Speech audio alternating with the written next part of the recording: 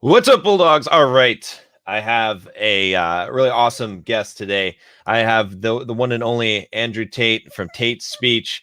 I've been following his content for a long time, and I wanted to really have him on the channel because if you guys want to know what it's like to be an alpha male, I think Andrew exemplifies this more than just about anyone I know because he just does whatever the fuck he wants. He says whatever the fuck he wants, and he gets whatever the fuck he wants. And that, in my definition, is what an alpha male is. So welcome, Andrew. Thank you, man. Thank you for having me on here. And I like that description. I think that's pretty close to exactly, that should be absolutely every man's aspiration, shouldn't it? To break free from the slavery and the chains and the societal norms, and to be able to do and act and say whatever they like. So I think it's a pretty good end goal for anybody. Yeah, exactly. Especially today. I mean, so much pressure, I think, on men to like act in a certain way, and they conform to it. There's so many, I keep on saying it, but I think the greatest problem that we have in society today is the pussification of men, that so many men are just fucking pussies. Exactly, because this is society. I mean, we can go really far down the rabbit hole with this one. I don't want to go full Alex Jones on you. Yeah. But the truth is, if you want to control a society, you need to control the men, because it's men which riot and cause revolutions. It's men which can fight. It's men which can really make serious change. I mean, women can scream and complain, but they can be largely ignored. But when men start to riot, you have problems. So how do you avoid that? Well, you make sure the men don't have enough will or enough gumption to put up to resist the absolute shit show they're being forced to put up with. Because the truth is, life for 99% of men in the Western world is awful. And most of them know it, and most of them feel it. And still they will continue to pay their taxes and go to their job and sit inside of their sexless marriage because they've lost their will to resist. And this is done very specifically. This is done on purpose. It's not an accident. Because otherwise people would stand up and say, wait. What? The price of everything's doubled in the last 10 years. My wages are the same. What's going on? But no one does. So it's a very conscious effort to damage the psyche and the fighting spirit of masculine men. Absolutely. And what do you think is like the main thing that's being done in order to accomplish this? Is it porn, video games? What's the... Yeah, what? This is super interesting because it's such like a complicated web. It's such a complicated web of factors. You can talk about nearly anything and they all tie into each other. But I truly believe we live in a matriarchal society in the West. Now, I no longer live in the West. I live in Romania. If anyone doesn't know who I am, my name's Andrew Tate. I live in Romania, which is the far end of the European Union. It's like a strange place to kind of live, but I really like it here. But when I go back to the West, I realize just how matriarchal the society is. There's a lot of people on Twitter. I'm quite big on Twitter, and there's guys in the red pill space and the right-wing space who always talk about patriarchy and how they're going to establish a patriarchal household and all this stuff. And I try and explain the laws in Western countries prevent you from ever being a patriarch. If your woman at any point decides to lie and say you hit her, or to say you raped her, or a girl you're sleeping with, he raped me. I had sex with him consensually 9 times, but the 10th time I was drunk and it was rape. Right. And the law, they will come and arrest you. Yeah. How can you be a patriarch in a matriarchal society where females have the entire power of the law to destroy you at will? You can't. So the truth is, the reason most men act the way they do is because they know that if push comes to shove, the entire force of the legal system will always side with the female. So why does the man come home after working a long 10, 11 hours in the coal mine, ask for a cup of coffee, his woman tell him to fuck off, continue to have no sex for 3-4 years, his kids don't respect him, he's semi-depressed, nearly suicidal, but he doesn't get a divorce? Well, we know why. Because what's the option? You're going to lose the house, you're going to lose the kids, you're going to be stuck paying for her bills and allowing her to go on endless dates. You're out the game because it's extremely difficult to find a mate nowadays unless you're a top-tier male. So what choice do you have? It's a matriarchal society. Females have all the power in the West. So like any society, if you're the class which is attacked or the class which is ostracized, which men are, you're going to lose your fighting spirit. You're just going to think, well, the best way to survive is just to be nice to everybody. And if I'm just nice, do. And that's what's happened, because there really is, unless you have that spark, unless you have what it takes to truly build a life which is unique and build a life which puts you beyond the controls of these enforcement mechanisms, then the safest way to live is to be a simp. It's not easy to be like me and run my mouth. I've lived the consequences of talking. I know what can happen, and I'm sure you've been there too with the shit on Twitter and blah blah. It's not most people can't put up with this. Yeah, So, no, it's cost me hundreds of thousands of dollars to run my fucking mouth and not apologize, especially when they want you to get on your fucking knees and say, "Hey, we'll make the pain stop if you fucking apologize." And that's the most deadly trap, because for one, it's false, and two, it's like it's giving up everything that you stand for as a man, and but that's the price for sure. Absolutely, man. Like, and I see these people apologize and stuff. I'm like, what are you doing? Why? Yeah.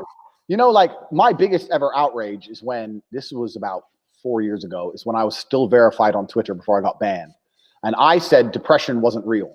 And I know that's like a really controversial take. And my point was very simple. My point is that depression is a natural instinct inside of men. And it's something that is designed to show you that you need to change something about your life. If like you go to jail and you're depressed, it's not because you've caught depression. It's because you're in jail. This is why. So if you feel depressed, you need to wake up and go, well, why am I depressed? And how can I change this? I had people message me saying, you don't understand how it feels. I'm fat and I can't get a girlfriend because I'm depressed. I said, no, you're depressed because you're fat and you can't get a girlfriend. Right. You got it the wrong way around. So when I said depression wasn't a clinical disease and it's simply the result of not living a life that you truly enjoy and you're not happy with, it blew up. It went huge. I had Hollywood stars. I had J.K. Rowling and the guy who plays the Incredible Hulk, and everyone was coming for me. And when this was like the most controversial I got, and everyone was trying to cancel me. And at the time, I was doing television commentary for the cage fighting here in Romania. And when I went into work to commentate, the owner of the organization called RXF, which is like the Romanian UFC, he had a stack of emails like this. Shit. Where people had Googled me, found my employment, and emailed him saying I'm a misogynist and I'm fucking encouraging suicide and all these crazy pages and pages. And he sat down there and goes, "What's this?" I was like, "Bro, in the West, this is what they do." And he was laughing out loud. He's Romanian, so he's reading the emails, going, "These people have no life. What are these people?" I was like, he goes, "What do they want me to do?" I was like, "They're hoping you're going to fire me." Right. And the whole boardroom was laughing, and they threw the emails away, and we carried on with life because we're not in a society which is held ransom. I'm lucky to live in a society which is not held ransom by these people. But in America, if I had a normal job, it would have been it. You know, it's absolutely crazy now. So, and what happens when you take away a man's speech? If a man's not free to talk, what's a man free to do? That's the first way you demasculinize a man. You tell him to shut up. Exactly. That's what happens. Yeah, that's crazy. I mean, I have the same exact view on depression. And I've said it multiple times, and I don't understand why people are so damn outraged by it, because it's not that big of a fucking deal, right? It's like, you know, like it's especially with depression, it's cyclic also. Like our lives are supposed to go up and down. They don't just fucking go up. It's a roller coaster. Life is depressing. You know? I say this to people. I'm depressed. I'm like, well, life's depressing. You're getting older. You're gonna die. You know, there's a whole bunch of people with a bunch more money than you. Welcome to the fucking real world. Life's depressing. Are you a bitch? You're going to cry about it? Or you're going to do something about it? Like, life is depressing. Who told us? Tell me where it says in the human handbook that we're supposed to be happy all of the time. Right, we're not supposed to be happy. We're supposed to survive. Now, if you're a man, you can survive even if you're miserable. I say this all the time. Give me depression. You wouldn't even notice. This is what pisses them off, because they're like, "Oh yeah, you wouldn't be able to function." I guarantee I can still drive my Lambo and fuck women. I guarantee you. Try me, because I refuse to be such a baby that I'm going to sit there and go, "Well, I feel a certain way, so I have to act a certain way." No, one of the number one tenets of masculinity, in fact, it's probably the primary tenet of masculinity, is acting different to how you feel. This 100%. Is the primary tenet of masculinity. Do you think the men on the Titanic felt like dying? No, but they acted a certain way because they were men. The women and the children are afraid and they're going to run. I'm afraid and I'm going to stay here because I'm a man. As a man, you have to control your emotions. So I don't give a shit if you're depressed. There's no excuse to not be an adult and make sensible decisions based on discipline alone. I'm too depressed to train. No, you lack discipline, because I've felt miserable. Every single person has. I didn't miss a gym session ever. So I don't believe in that crap. I don't believe in it. And I don't believe in it because I know that the true cure to fixing people is to tell them, here's the example I gave when this whole thing blew up. I said, if I moved into a house and I heard squeaks in the night and I don't believe in ghosts, I'm going to attribute it to the wind and go back to sleep. If I move into the same house and hear the same squeaks, but I'm a big believer in ghosts, I'm going to start being scared. I'm going to call an exorcist. I'm going to say it's a ghost. So my point is, the same situation gets worse based primarily on my beliefs. If you don't believe in depression, you can't be depressed. Right. All you can be is, okay, I feel a bit pissed off. Time to get up and go get it. Let's hit the gym, bang, hit the club. I'm gonna make some things happen in my life. But if you do believe in depression, the second you feel sad, the first thing you do is sit down and go, this isn't my fault I feel this way. I have a disease and nothing's gonna make me better. And you're gonna get worse. So this is the whole point. This is what was amazing when I said depression wasn't real. I said, if all you, because I was getting attacked by, all the Avatar Anon characters, I'm depressed, you don't understand, my friend killed himself, blah, blah, blah. I was like, listen, if depression is really so horrible, why are you all defending it so fervently? So it's real, it's so powerful, it's real. Why are you defending this horrible thing? Why don't you sit there and go, you know what, you're right, Andrew, fuck depression. But they want to defend it because it's an identity. It's something that allows them to feign individuality. It's something that allows them to, it's an excuse. It's a ready-made excuse for all of life's failures. I'm a loser, but it's not my fault. But depression. That's all it is. It's a fucking coping mechanism. I don't believe it. I do not believe in depression. I believe if you really feel terrible and someone were to come along and give you $10 million, you'd probably feel a bit better. Also, just to quickly touch on this, because every time I say this, people come at me and think they're smart. And they say, well, what about Robin Williams? He was famous. He killed himself, blah, blah, blah. And I say, yeah. And I'll tell you why he killed himself. He killed himself because of people like you who are telling him depression is real, not people like me. Right. When Robin Williams was in therapy for 10 years. If he would have walked into his first therapy session and his therapist said, look, Robin, you're a millionaire. You're famous. You can fuck any woman alive. You coming here is insulting to people with PTSD and genuine conditions, which I believe is different. If you've been through some real shit in a war, fine, you could be depressed. If you're just Joe Schmo and nothing's happened to you, you have no reason to be depressed. I'd say, look, Robin, you've got a fantastic life. You coming here is insulting to people with real issues. Grow up and get the fuck out my office. I guarantee he'd still be alive. But instead, they start giving him mind-altering drugs, antidepressants. They fuck with his brain chemistry. They tell him to sit down and for 10 years, every day, go through every bad thing that's ever happened to you so you cry your eyes out. After 10 years of that, I'd jump off a bridge. Yeah. Of course, he thought, I can't handle another one of this therapy bullshit. And the whole time, they're telling him, you're never going to get better. You're never going to get better. Depression's got you now. There's nothing you can do. It's in your brain. Like, come on, man. This whole idea of depression being the scariest thing in the world is what's making people kill themselves. You're giving these people no hope. 100%. I'll give you hope. It's bullshit. There's your hope. It's bullshit, and you're being a bitch. Get up and be a man. There's your hope. Crazy. Yeah, no, I agree with you 100% on this. Listen up, guys, because this is important. In fact, every single one of my when I do a coaching call with one of my new coaching clients, they always have some problem, right? And the very first thing I tell them is there's nothing fucking wrong with you. There's nothing. Whatever it is, I'm scared to talk to girls. I have social anxiety. I'm super nervous. Whatever it is. Oh, I'm super depressed. Oh, whatever the problem is. Oh, I have ADHD. Nope, there's nothing fucking wrong with you. Agreed. You're perfectly normal. That's exactly, because everyone has to deal with their shit, and it's just a question of whether you've dealt with your shit or not. And most guys have not dealt with their shit. And once you deal with your shit, I mean, we all have different shit to deal with, but there's not. It's the natural state of humans to be fucked up. Like, we're all fucked up. Of course. And life ain't fucking easy. The problem is we've given names to everything. And when you give everything a name, people buy into it faster. Yep. So, like, I remember a very quick story. I was fighting when I was still fighting pro. My number one gym mate, he was like another guy. He was fighting UFC. I was fighting kickboxing. And he was, at the same time as training, he was training for me for about 5 years. And when you're training pro, you always pick up injuries. Things hurt all the time, sparring, training, whatever. Fights, you don't have time to heal before your next fight. Things hurt. Anyway, he was training to become an osteopath at the same time. Once he became an osteopath, he was constantly out with injury. And I was like, why are you always out with injury? He's like, oh, I've damaged my rotator cuff, or I've damaged my second ligament in my knee. I was like, bro, before you knew the names of all this little iggling pains, you used to just train. And you used to ignore it like I do. Now you know exactly what it is, and you've given it a name, and you've looked it up. Now you're being a bitch about it. Can't you just go back to thinking my knee hurts a bit, I'll kick with the other leg? Because that's what I do, and that's what you used to do. And it's exactly the same with these mental illnesses. I feel this way. Oh, that's because you have this. Then they go on Google and look it up. Shut up. Shut up. The world doesn't care how you feel anyway. So like the world doesn't give a shit. You're either a winner or a loser. You're either gonna push to succeed or you're not. We live in a world based on action. It's binary. It's yes or no. You're either gonna do it or you're not gonna do it. I like people when I tell people this, they're like, you don't understand. It's like, I do understand. I just don't care. Exactly. Yeah. There's a difference. I understand you feel sad, but me and everyone else alive doesn't give a fuck.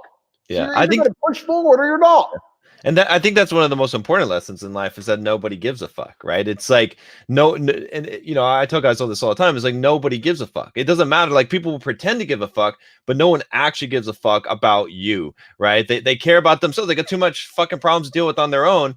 And so, like, if you think someone's going to come to save you or someone's going to come and help you in some way, you're full of shit. You're on your own. You're dropped off in this fucking world with just you, and you got to rely on yourself. And if you think that someone else is going to come and help you or save you or make things feel better for you, you're full of shit. It's bullshit. The quicker you learn that fucking lesson that you're on your own, the better off you're going to be as a man, because then you start solving your fucking problems instead of thinking that someday they'll go away or someone else will come and alleviate the pain from you. And that's like so much of the pussification of men is based on that. Is they don't know that it's time to fucking stand up because they don't realize they're alone. Exactly. And this is the thing, like nobody's going to wake up and look at Bulldog mindset and go, you know what, that John guy, he's a good guy. I'm going to dedicate my day to getting John a Ferrari. Right. Like it's not going to happen. If you want a Ferrari, you got to make a Ferrari. If I want a Ferrari, I got to get a Ferrari. Anyone who wants a Ferrari has to go get it. This is a simple truth of earth, especially being a man. And this is kind of one of those things I've noticed. There's a really weird phenomenon happening, but I've noticed lots of men starting to kind of complain and bitch about how easy females have it, or women get it easy. Oh, yeah. Women do have it easy. But what, you're jealous of chicks now? Right. Like I would like, that's how big of a bitch you are. You're jealous of a chick. Like, I think being a female would be a disaster.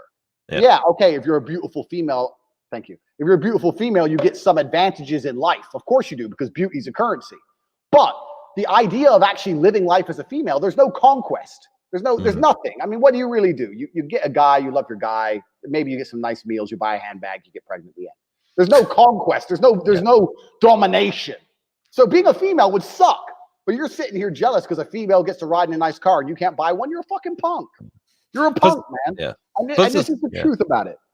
Plus the span, like I think a lot of guys don't understand. They get upset when I talk about this, but it's like, imagine what your life would be like if like your whole identity was based on your looks, which is going to be finite you only have this for like maybe 5 to 10 years max. Every day you got to wake up, you got to put on fucking makeup, otherwise you look like shit, because there's already a standard of what you look like, and if you're below that, you're going to feel like shit. Your whole identity is wrapped up in that shit.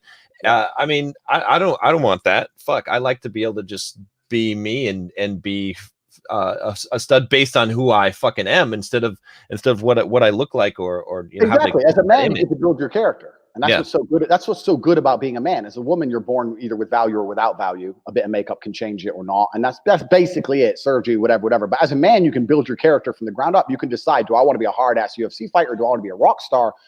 Just like a video game, you can build your character. Who do I want to be? And you can build it from the ground up. And this is what's so amazing, is that every single man is born with disability, but most of them are too fucking lazy to do it. Exactly. They sit there and go, you know what, Tate, man, you know, you're fighting and you're driving a Lambo and blah, blah, blah. I was like, why didn't you fight? Oh, I never had the time. Shut up. You could have fought. You could have been better than me. Obviously, I'm being nice when I say this. Of course, they didn't stand a chance in hell, but I'll say it anyway. You might have beaten me. Right. Never, but still. You know, you might have beaten me, but you didn't even train. You didn't even try. Exactly. Like, you're going to sit there on your video game and level up your character, but you won't level up your real life self. And this is the truth. And people sit there and go, yeah, but it's hard. You wouldn't want it if it wasn't hard. Because if it wasn't hard, everyone would have it and it would have no value. If everybody had a six-pack, you wouldn't want a fucking six-pack. This is the beauty of it. People don't understand that the fact it's hard is what makes it beautiful. That's what makes it good. That's what makes you want it at all. Why is a nice body so coveted? Because people know how hard it is to have a nice body. If we all could just shred like this, it wouldn't mean anything. Value and scarcity are linked. They're together. So you can't sit and complain about the value of things and then complain it's hard. And It's also, yeah. This is the truth about men. There's a whole generation of men who have been raised without being prepared for war. Yep. Because that's what life is. It's a war for resource. It's a war for females. It's a war for attention. It's a war for domination. It's war. And as a man, you have to establish yourself in a hierarchy of men. There is a global hierarchy of men. And there are men out there right now who are born with every genetic advantage, and they're 7'2" NBA players made of muscle, and that's life. And there's men out there who are 5'5" and they're not. But that doesn't make a difference. You still have to find a way to fight and compete. You have to do your best with what you've got. That's it. That's the game. Either or you sit there, jerk off, and cry. Yeah. And see what most guys don't realize too is that it's not just like, I mean, it's a scarcity, but it's also that you've earned it, right? It's like, you know, one of the things I like to talk about is that I don't want anything I haven't earned, because I tell guys all the time, I'm like, hey, you could take one of my marathon medals off of the wall there, and I'll give it to you, and we'll go in and we'll change the time, we'll change the name so it says your name. It's like, how would you feel about that? Would you like that? And they're like, no, why? And I'm like, well, why wouldn't you want that, right? Don't you just want to like have the thing? Like, it's the same thing as if I give you $1 million, so George, just give you $1 million, right? And it's like, oh no, that's different. No, it's the same fucking thing, because the reason why you don't want a marathon medal, like just to have the medal, is because you haven't fucking earned it, because it's meaningless if you have that medal. It's the same thing. You know, guys think that, you know, getting women, getting money, all this shit is going to make them feel better, but not if you haven't earned it. If you haven't earned it, you might enjoy it for a short period of time, but like all of those things, like you said, getting the body, it's all about, because you've put in the fucking work and earned that shit. That's what makes it actually enjoyable. Absolutely. And these men are, like I said, these men are being raised and they're not prepared for war. They're not prepared. They're not battle ready. And this is what's happened to a whole generation of men. They're literally simply not battle ready. They think life is supposed to be easy. They think their end goal is that they're supposed to be happy. And they don't realize that life is a fight. That's what it is. It's one big battle as a man. And that's how you have to prepare yourself. You can't be sitting there going, well, why am I not happy? I say this all the time. People say to me, oh, but Tate, when I was talking about the depression thing, they said, oh, but you're happy. I said, I would never describe myself as happy. I'm not unhappy. I'm not happy. The idea of happy, it's not a spectrum that enters my mind. I'm a disciplined individual who does what he knows is right to live the life he wants to live. Happy and sad is completely separate to how my life is organized. Like, I don't see this idea of people constantly being told you need to be happy all the time, no matter what. As soon as you feel a little bit sad, pop this pill. Like, it's insane. It's insane. And America's the worst for this. Everyone over there is taking something. It's crazy. Yeah. And you wonder why everyone's shooting each other. It's like the whole everyone's lost their minds. Yeah. Fucking crazy. Clown world. It's about, you know, fulfillment rather than happiness is how I look at it. It's like, if you're on your purpose, if you're doing what your mission is in life as a man, if you have some fucking purpose, then you're going to feel fulfilled. In a lot of days, you're going to feel miserable. When I'm training for fucking ultra marathons, pretty much every day is misery. It's not, but it's but I wouldn't give it up. It's the greatest fucking misery that you could possibly have, because you know you're going towards something that most people will never ever fucking accomplish in their life. And that gives you the drive to go forward. You would never want to kill yourself because you're depressed in that case, even though you can be miserable and not depressed, right? I mean, it's like that's what it comes down to. Completely agree with you, friend. Completely agree with you. And this whole, sorry, just one last point on it, but I said something else that got me banned on one of my other Twitter accounts, and it was that suicide is for cowards. And the point I was making is that a lot of these people who kill themselves, you have children. Mm-hmm. I don't care how sad you are. I don't care how sad you are. You have kids. Yeah. And let's forget the kids thing for a second. When you come along and say to me, "Oh, Tate, I'm depressed. I don't want to live anymore," or whatever. Do you have any idea how disrespectful that is to your parents? Mm-hmm. Think of the shit your parents went through to get your ass alive, to feed you, the doctor's appointments, taking your ass to school, waking up, feeding you, the money they had to make, all that shit they went through. So 20 years later, you can say you're sad and jump off a fucking bridge? Do you have any respect for your elders and your ancestors? These are people born without basic respect. They should have too much respect for their last name and their parents to walk around like a moping sack of shit. You have too much respect for the people who worked hard to bring you to life to be acting that way. Childish. These are childish individuals. When I see some next fucking idiot jumped off a bridge, killed himself, whatever, I don't sit there and go, oh, it must have been so hard for him. Oh, Mr. Millionaire rock star killed himself. Must be so hard for him. I just think he's a coward. I think he's a coward. He's a pussy. That's it. Yep. I couldn't agree with you more. Not a popular opinion, but fuck, it's true. It's true. What are you going to do? Let's hit some of these super chats here, see what some people have to say here. So Ramsey says, having trouble going about my day when I'm hustling. I take 5 minutes off and I go down a shit spiral. How do you go about your day when focused? You want to answer first or me? Go for it. This is another thing where it comes back to motivation and discipline. I want to really stress the difference between those two things. I was a 4-time kickboxing world champion. For 12 years, I trained 5 hours a day, 6 days a week. And I was motivated to train probably about 25% of the time. The rest of the time I went because I am disciplined. Just like you're talking about your ultra marathon. You don't feel like going through that shit on a Wednesday morning when you wake up, but you have to do it because you're disciplined. You're either a disciplined individual or you are not a disciplined individual. To sit there and say, and I'm going to tell you the truth, Ramsey, a shit spiral, what does that mean? You go on Pornhub or you start clicking on cat videos on YouTube. Like if you really wanted money, you would not do that. So you don't really want it. There's a difference between want and want. And I say this all the time.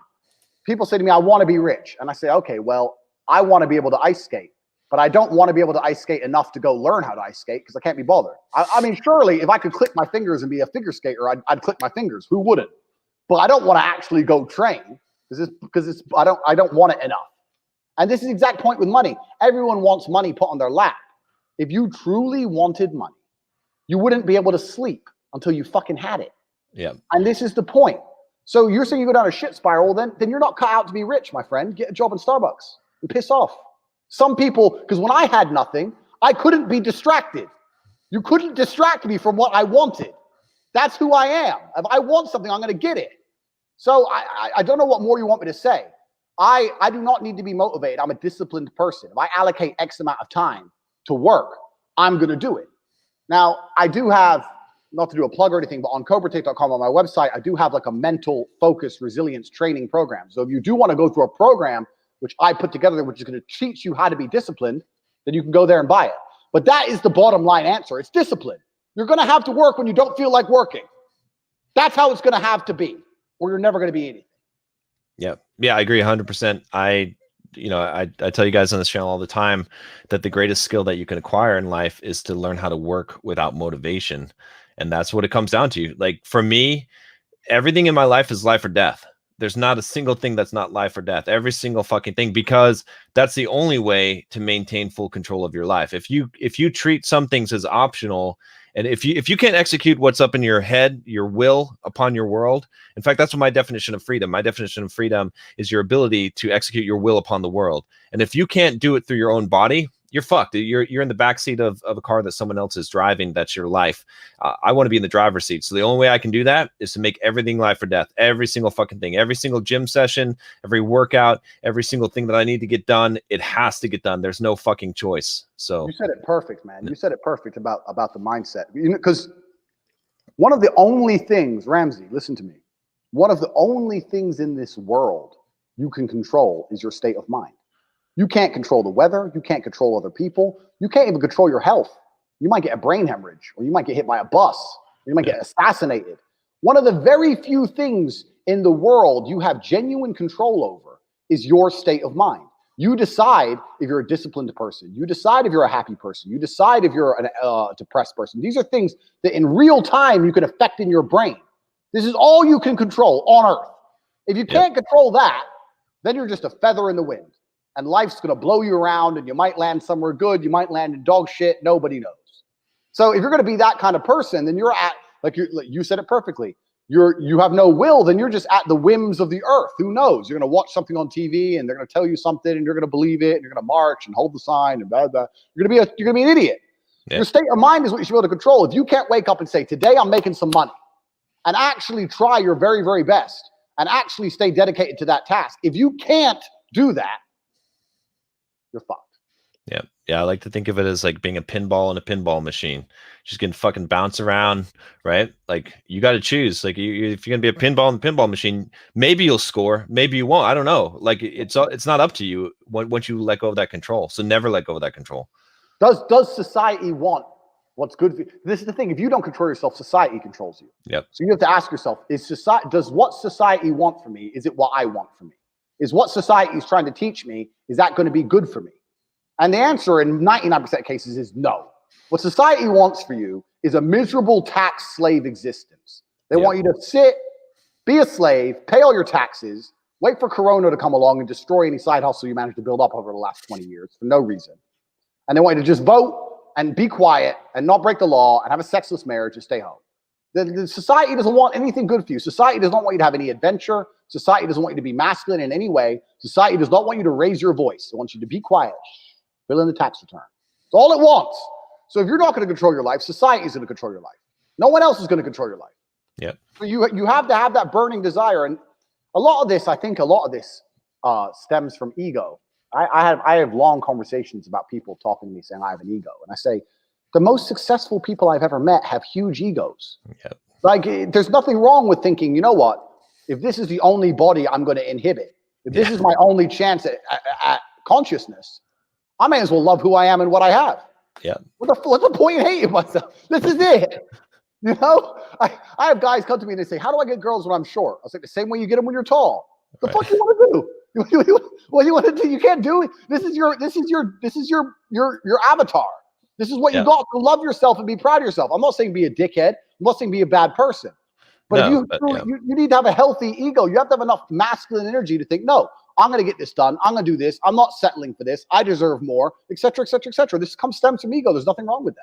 Yeah. Yeah. People always say I have delusions of grandeur. And I'm like, yes, of course I have delusions of grandeur. And I want all of you to have delusions of grandeur because the opposite is so fucking destructive. If you think less of yourself, then the bar is so low, you could just hop over that shit. Like you're not going to ever grow. But if I have delusions of grandeur, if I think I'm greater than I am, then then I have to live up to that shit every day. Sometimes, some days I'm like, oh shit, my mouth, I spoke all this shit and now I got to live up to that shit. And then I fucking do, you know what I mean? It's like, that's what makes you grow and be stronger. So yeah, I like ego is important. You got to have delusions of grandeur in life. Otherwise you're going to be less, right? It makes you got to do the walk to back up your talk. And so you got to talk big so that you walk big. It forces you down that path. 100%, man. An ego that you're constantly working hard to justify is a superpower. It's a superpower. Like this was the whole basis of nearly all my achievements. I deserve a Lambo. Why, Andrew? You're from a single mother. You're growing up in social housing and you're broke and you don't have a car. Why do you deserve a Lambo? Because I'm me and I deserve a fucking Lambo. Here I am. I have two. So this is because I truly believed I deserved it. And I was like, I'm going to find a way to get one. Yep. You know, I have loads of stories I've told before, but I remember I was walking to college with like 3 of my friends and a Ferrari drove past us. It was like 8 in the morning. And I said to my friends, doesn't that piss you off? And my friends go, what do you mean? I was like, we're going to college and we're going to learn from some professor who's making a little bit of money. And, you know, I'm broke. I ain't got anything. I know I'm only 18, but I'm broke. This dude has 400 grand for a car. Doesn't it make you realize there's something in the matrix we're missing? Doesn't that anger you? Like, don't you feel like a second-class citizen? And they're all like, well, it's only a car. So you can't see beyond. You don't see any of what's truly happening. This guy driving past us is a huge fuck you to everybody who can't buy one. Exactly. You know, like, don't you want that? Oh, well, you know, it's just a car. Boop-a-doop-a-doo. And these are the sheep people. These are the slave people. Put on your mask. It's just a car. But if you have enough ego, you can be like me and go, no, I will be that guy in that car. Because that's what I believe I deserve.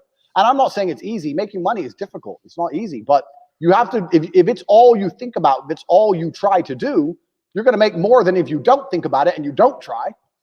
You're going to make some more than if you did nothing. You know, so it's just one of those, it's priorities and it's believing in yourself and it's believing you deserve these things. A lot of people don't believe they deserve shit. 100%. And that's why they haven't got shit. Let's see. We'll take the jump into the next one here. Okay, here's a good one for you. Is it good idea to marry one woman? What do you think about that?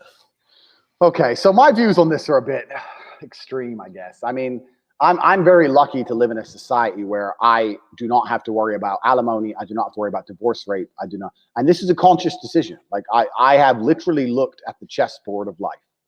And I thought, you know what? If I'm going to try and live true to myself, let me live in a society where the law is not going to come for me one day and destroy me. Because no matter how big you are, the judicial system is bigger. So Yeah. I decided to move here. In the West, it's not nearly as simple. I can sit around here and say, yeah, have kids with 10 bitches and and just give them $100 a month and do whatever you want. I can say that because I'm in Romania.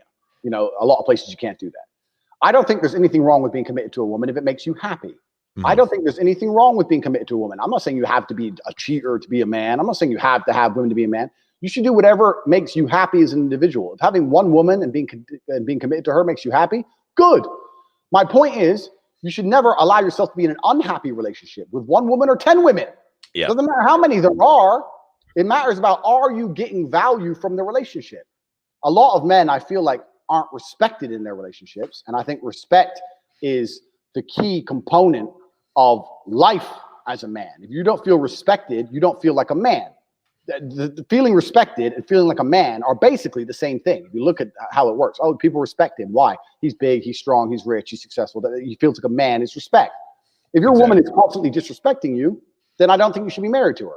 And if you have 10 women who disrespect you, I don't think you should be with any of them. So it's not about numbers. It's not about numbers. It's about value. You're giving value. You need to receive value. And, you know, we can go down the whole gender role path and blah, blah, blah, and how it's changed in the West, et cetera, et cetera. But I truly think you need to sit there and go, okay, what would I like from a relationship? And am I providing enough for her for me to get it? So I have a little anecdote I always say to my women. Like you noticed about half an hour ago, she just brought me a coffee. So my women bring me coffee at random all the time. And they go, why do I do that? And I said, because if anyone ever broke in this house, I'd be the one putting my life on the line to protect you. Exactly. So all you have to do is make coffee. Isn't it easier to make coffee than fight 10 armed assailants? Right. Now, if you have a woman who'll sit there and go, well, I don't think anyone's going to break in. I don't want to make you coffee. To me, not making me coffee is enough to terminate a relationship. And that sounds stupid and may sound petty, but it's not, because it shows there's a respect. There's not a healthy respect in a relationship for it to continue down any kind of path I'm interested in. Yeah. So this is my standards. You set your own standards as a man. And if your woman's treating you like shit, but you don't leave, she's going to keep treating you like shit. So it doesn't matter how many you have, friend. You can have one woman if she's the best woman in the world, good. It's a matter of what are you truly getting from that relationship. That's the key to it all. Yeah, I agree 100%. I just had a friend that was asking me about, like, he's got a long-term, he wants to know whether he should stick with this girl. I was like, he's like, I said, well, he says she's hot, all this. I'm like, I don't care about any of that shit. I said, I'll ask you just one question. Does she treat you like a king? Yep. Because that's the thing that's going to matter in the long term. It's like, and that's the thing that's going to make you happy. It's like you said, it's respect. It's like being treated like a king, because that's the thing that really, really matters. And I think that, actually, be curious to get your take on this, because I know I really like what you've said about managing women in some of your videos and content. Yep. But you talked about a lot of times the guy especially in the Western world, in the sexless marriage, right, being walked all over. How does a guy turn around this shit or prevent that from happening, right? Like, how does he get into a relationship where he stays the man, where he is the king, let's say? Because a lot of guys today, and this is something, a lot of the red pill guys and stuff, they want to blame women for all this shit. They want to say, oh, women are thoughts today. And it's like, women have always been women throughout history. They've always, in the absence of masculinity, become masculine. This is just like their characteristics. So I like to blame the man. I like to say, if a woman is treating you wrong, if you've got, all the shit that happens to you, it's because of you. So how does the man become the guy that doesn't have this shit happen to him? I 1,000% agree with you, friend. I 1,000% agree. So I have, anyone who doesn't know me knows I used to run a webcam studio. So I had 75 women working for me, and they were talking to guys online and taking money from all the Democrats and betas.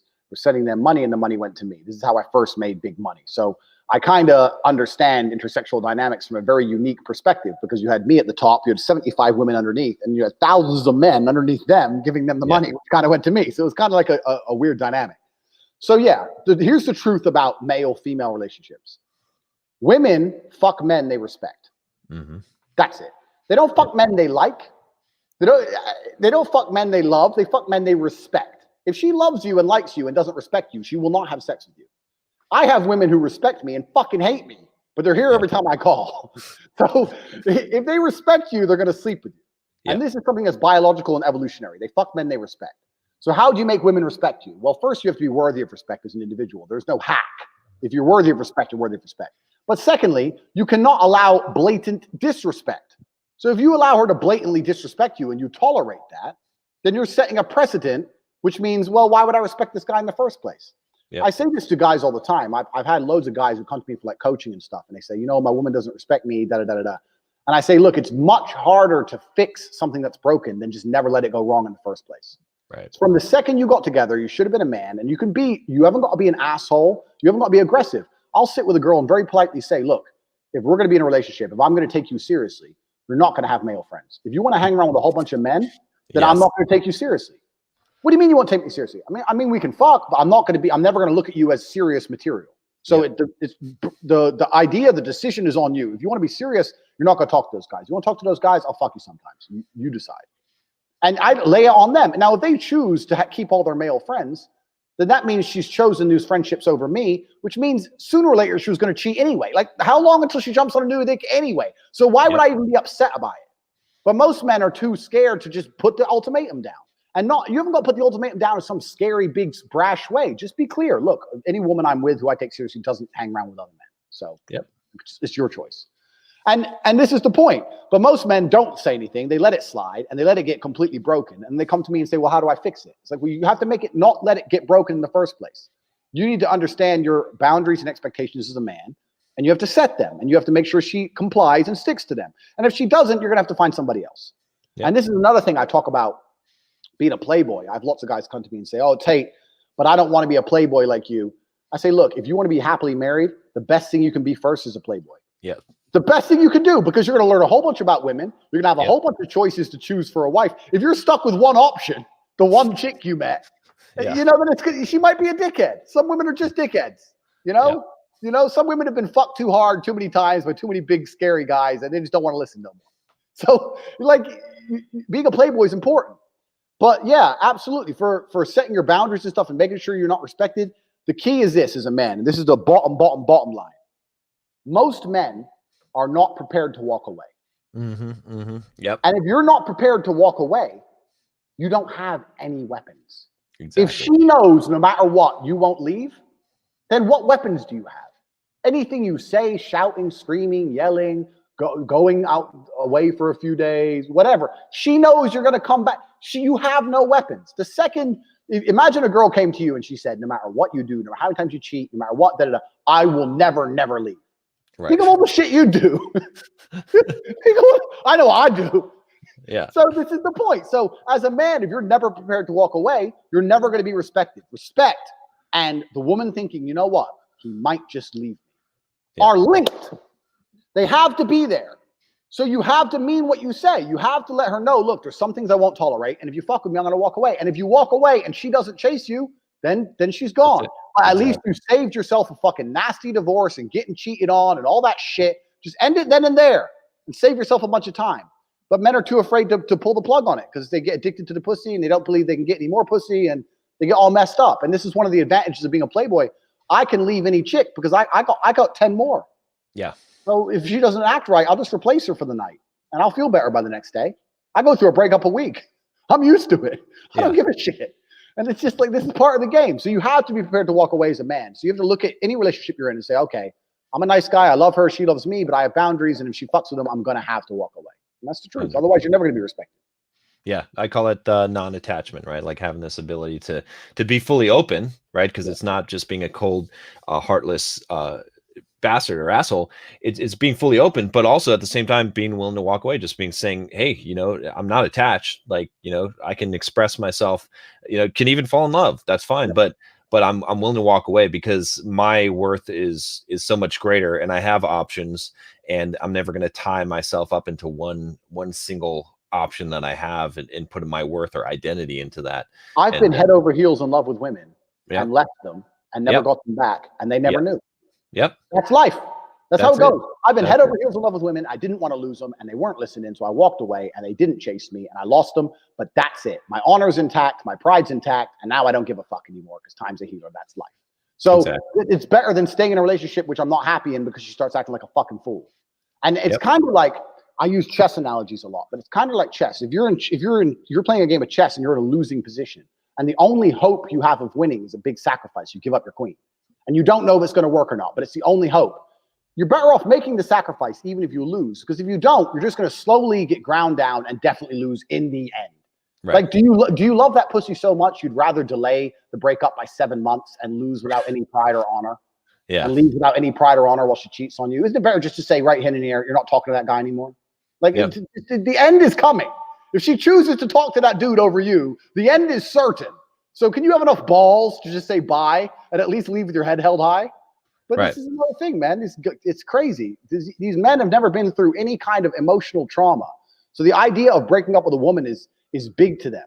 I've been through, when you've been through real shit, a breakup just doesn't become that real anymore. You know, I've had people try to kill me. I have stab wounds. Tell me again about this girl who doesn't text you back. Like, who gives a shit? There's people in Syria getting bombed. Yeah. You know, like, you have to get some perspective and just realize you're being like, there's real trauma out here in the world. Terrible things happen day after day. And here you are, alive and breathing and perfectly healthy, and you're going to cry over some bitch? Just man up. They have no experience of emotional trauma, so they can't handle just telling a girl goodbye. It's insanity. Well, I think one part of it too is just this. Again, coming back to the attachment, is like if you come into this world thinking that you own anything, then you can suffer loss. But like for myself, I don't own anything, even my own body. I'm just borrowing this shit. These atoms are going to go back into the ground someday, and it's just a gift. It's just I'm just borrowing it. Any relationships in my life, they're just temporary. They're just borrowed.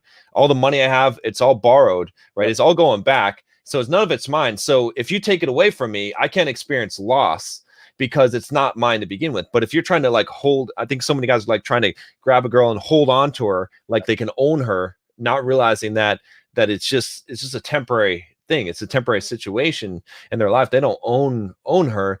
And so they suffer this loss, and they can't bear suffering the loss. But when everything that you have is borrowed, you don't think of it as yours. You just think of it as you're the steward of this at this time. Exactly. Yeah. Because you can't make anybody, male or female, do something they don't want to do over a long period of time. If they don't want to listen to you or they don't want to be with you, you can't do it. So I used to get this all the time when people found out I had a webcam studio. He's forcing girls. How am I forcing a girl who's worked for me for 4 years? You think I got a gun to her head? Right. I'm out. I'm partying. I'm busy. She has decided she wants to.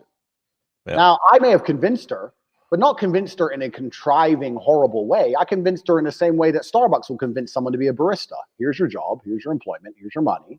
But it's like it's a fucking value exchange. Yep. You can't force anyone to do anything. You know, so the whole idea of, well, she doesn't want to be with me, but I'm gonna trick her. Come on, bro. Like, it's not going to be real. You get in a relationship, you set your standards, you stick to them. I do have to do another quick plug on cobratape.com. I do have a course called the PhD course where I talk about how I got webcam girls, how I made them do anything I say. And I do have a test inside that course, that something I do with every single woman I date to see if I call women blueprints, because a man makes his woman, but you can have good blueprints and bad blueprints. You can start from a good position. Some are easier than others to mold. But in reality, the woman is always going to be, you said it perfectly at the beginning, it's the man's fault, and a woman's always going to be the reflection of her man. I've been in the club before, and I had like 3 girls, and all 3 of them were like all with me. It was clear I was with all 3.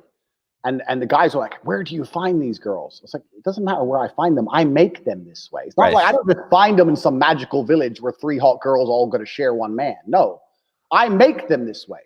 I convince them I'm worth of sharing. I make them not be jealous. I have built these females, and I've built them into a harem. This is my work. It's nothing to do with where I find the girls. People have this all mixed up. So your woman's a reflection of the man. Absolutely. Always has been, always will be. And that's how it is. And this is the responsibility of being a man. As a man, you're responsible for everything in your life. You're responsible for how you look, and your body, and your woman, and the car you drive, all of it. You're responsible for everything. So if you're lacking anywhere, it's all self-awareness. It's your fault. And I love what you said about these red pill guys, because this is where me and them have started to fall out, because they're constantly complaining that it's the women's fault. It's not women's fault. No, it's not women's fault. Because I tell you now, man, I know plenty of real G's out here who can get a chick and she'll listen to them. Yep. So you're just a bitch. And if men don't respect bitch men, why would a woman respect a bitch man? Yep.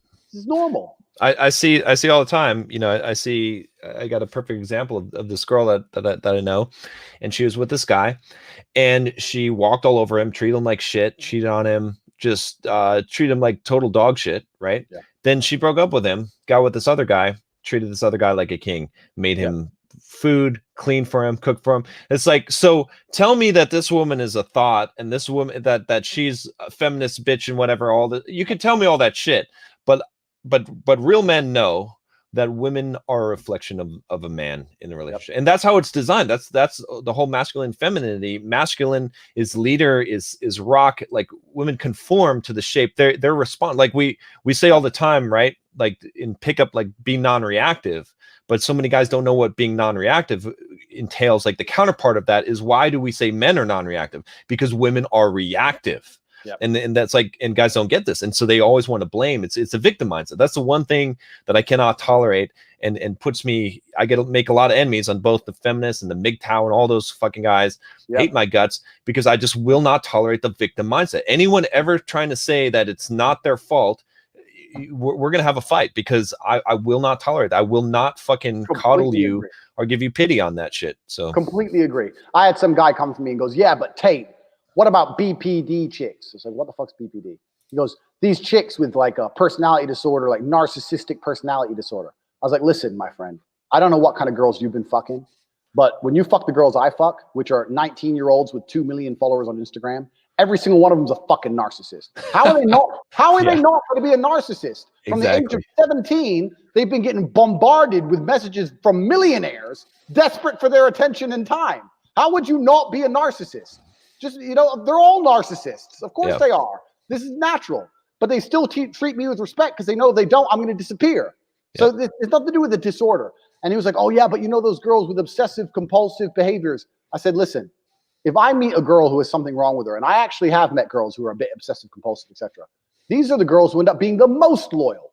These are the girls who will shoot at the cops while you make a runaway. These are the girls you see the guy who's like the serial killer and his wife helped him hide the bodies. That's who these women are, because they're obsessive compulsive, and they meet a man with such a strong frame that they comply. So I'm saying, yeah, okay, maybe to you they're your worst nightmare, because you know you can't control them. But if you're half a man, there's no woman to fear. There's a whole bunch of men out here which are afraid of women. Oh, but she might have this compulsive. She might cheat. And I'm like, you don't have any real enemies. You've never had anybody try to kill you. Give me 1,000 women who might break my heart over one man who really wants me dead. Because I know who the enemies in the world are. You know, I've seen it, and I've been through it. So all these guys are out here worried about chicks. They don't understand the truth and the harsh realities of the world. There's people out here getting their brains blown out by their best friends.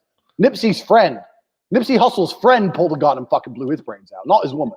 So you need to, if you're worried about chicks, you got the whole world messed up. You need to worry about predators. You need to worry about other men. Chicks are chicks. You know, like, enjoy them, find a good one, settle down. If you don't find a good one, keep fucking till you do, and just calm down. Stop being a little emotional bitch about it. This is the truth. Yeah, that's why also that I like, you know, like, I do hard shit in my life, and I think that guys should do hard shit, physical shit, because when you put yourself through a lot of pain on purpose, then a lot of other shit seems trivial to you. You know, it's like dealing with some little emotional breakup or whatever. It's like, okay, fuck. After you've run 50 miles, you're just like, fuck that. I don't even give a shit about that. You know what I mean? It's like, it takes more to break you down when you put yourself through hard shit. And so many guys have never put themselves through shit, so they don't know. Then all these little, like, they cry about all these little fucking weak ass shit that for me or you, it's like, who gives a fuck? Like, I don't give a shit about that, you know. Or they cry because people hate them and all this shit. And it's like, you don't give a fuck at some point when you've been through enough shit. It's true. And it's like, someone said to me about babies. They were talking about when babies are teething, and they're saying that it's not particularly painful. It's just the most painful thing they've ever experienced. Yeah. So it's like, if you have no upper threshold for pain, then little things are super painful. Like you said, if you've been through real shit, this shit doesn't matter. But if this is the most you've ever been through, it's the most painful thing in the world. So this is what happens. You're exactly right. People don't put themselves through difficulty. So when something happens in life, which is bound to happen, they have little breakdowns, little baby breakdowns. Boo-hoo, and they expect me to give a fuck. And nobody cares. And you know the thing about it? The thing about it is this. Women care the least. Yeah, women care the least. You know, like you hear these stories of like men killing themselves over a chick. And I guess in the final seconds, the man's thinking, this will make her really regret all those times she didn't. She'll be sucking a new dick next week, my friend. Yeah. She'll just think you're a bigger wuss. Yeah, they don't care. Should be disgusted. Exactly. They don't care because women live in a purely emotional realm. Yeah. And if they don't have any emotion towards you at that time, they don't have any emotion towards you at that time. This is it. And that's the reality of it. And this is another reason why, the reason I talk about sexless marriage all the time is sex is super, super important in relationships. I think this has been discussed, but I'll give it to you from a webcam pimp. I use that word pimp, but not in a bad way because I was very nice to my girls. But because like I said, you can't force a girl. I never hit a girl. I never yelled at a girl. It's just an employment. But from a webcam pimp perspective, is that a girl most of my girls lasted about 6 to 7 months. And the reason they wouldn't last very long is because when they start fucking some guy, whoever they're fucking would be like, why are you working for this Tate guy? I don't want you working for him. Come try and work for me. Or I don't want you there. Or whatever. Girls are only loyal to the dick they're sucking. That's all they're loyal to. If I fuck a girl, she becomes Republican. Because I'm fucking her. You know, like anything I say is true because I'm fucking her. So women are always loyal to the man they're having sex with. So if your woman's not having sex with you, you need to worry a little bit because eventually whoever she does fuck, she's going to become loyal to. This is who women are loyal to. Women are programmed to be loyal to whoever they're having sex with. And this is because they might get pregnant by that person and then da-da-da-da. So women are loyal to dick. So this is one of the easiest ways to get women to be loyal to you is if you're sleeping with a woman, she should instantly be loyal to you. You shouldn't even worry about it. If you're having sex with a girl and she still won't comply and shit, then you have bedroom problems. I don't know, something, but you know, but this is a point. So sex is another key big element of it, you know? So this masculine energy. Yeah. I would say if she wouldn't comply when you're having sex with her, then she's using you for some other reason, right? She's one thing that you said that I thought was interesting because I just did a video on Friday. It just came out on basically what you said about telling your girlfriend that to not see any guys, like any guy friends, right? That not allowing her, because some guy had asked me on Instagram, and a lot of people were complaining about my take on the video because in the video I said, hey, you just tell her like it is. You just say, hey, this is my standard. You know, if you don't want to comply, that's fine. But you cannot have friends that are guys if you're with me. And a lot of guys were like, oh, that's so mate guarding, so wussy. Yeah. And I'm like, well, first of all, like in my mind, it's like, okay, that's just fucking common sense. Yeah. And second of all, hey, I don't like it. If I don't like something, that's enough. I don't need any more justification than I don't like it. Yep. Right. And I think a lot of guys don't get that. Maybe you can help drill it in their head a little bit more to understand why it's so important. Yeah. So there's 3 important things to discuss here. One is that this is the most important thing, is that women are never single. A woman is never single. The idea of a woman for like a man going 6 or 7 months without talking to, dating, fucking an ex, messaging some guy, they are constantly either talking to a guy, sleeping with a guy. Even if they're not fucking anyone, they're talking to 5 or 6 guys on Instagram. Yep. Women are never single, which means every single time you get a girl, you're taking her from other guys. She likes you the most, which also means that even if she's with you, when she's around other men, she's still poachable. Would you want your girl being friends with me? No, you wouldn't, because you know what I'm going to do. So this is the first thing. So women are never single. So this is why the idea of her hanging around with a bunch of dudes is not acceptable in the first place. And she's going to come out and go, they're just my friends. You may pretend to think they don't want to sleep with you because you know they do. You may pretend to think that, but they don't view you as a friend. This is the first thing. The second thing, women will come at you and say, why are you jealous? And I say, no, I'm not jealous. I'm territorial about things I care about. For the same reason, she goes, well, but don't you trust me? I says, nothing to do with trust. Yep. I trust the locks on my Lamborghini, but I wouldn't let people try and break in. I'd say, get the fuck away from my car. Right. It's not yours. So for the same reason, even though I trust the security system on my car, and I trust, even though I don't trust her, I'll say I do, I trust your internal security system, I'm not going to let people be disrespectful to me as a man and openly try and poach something that's mine. Right. That's disrespectful.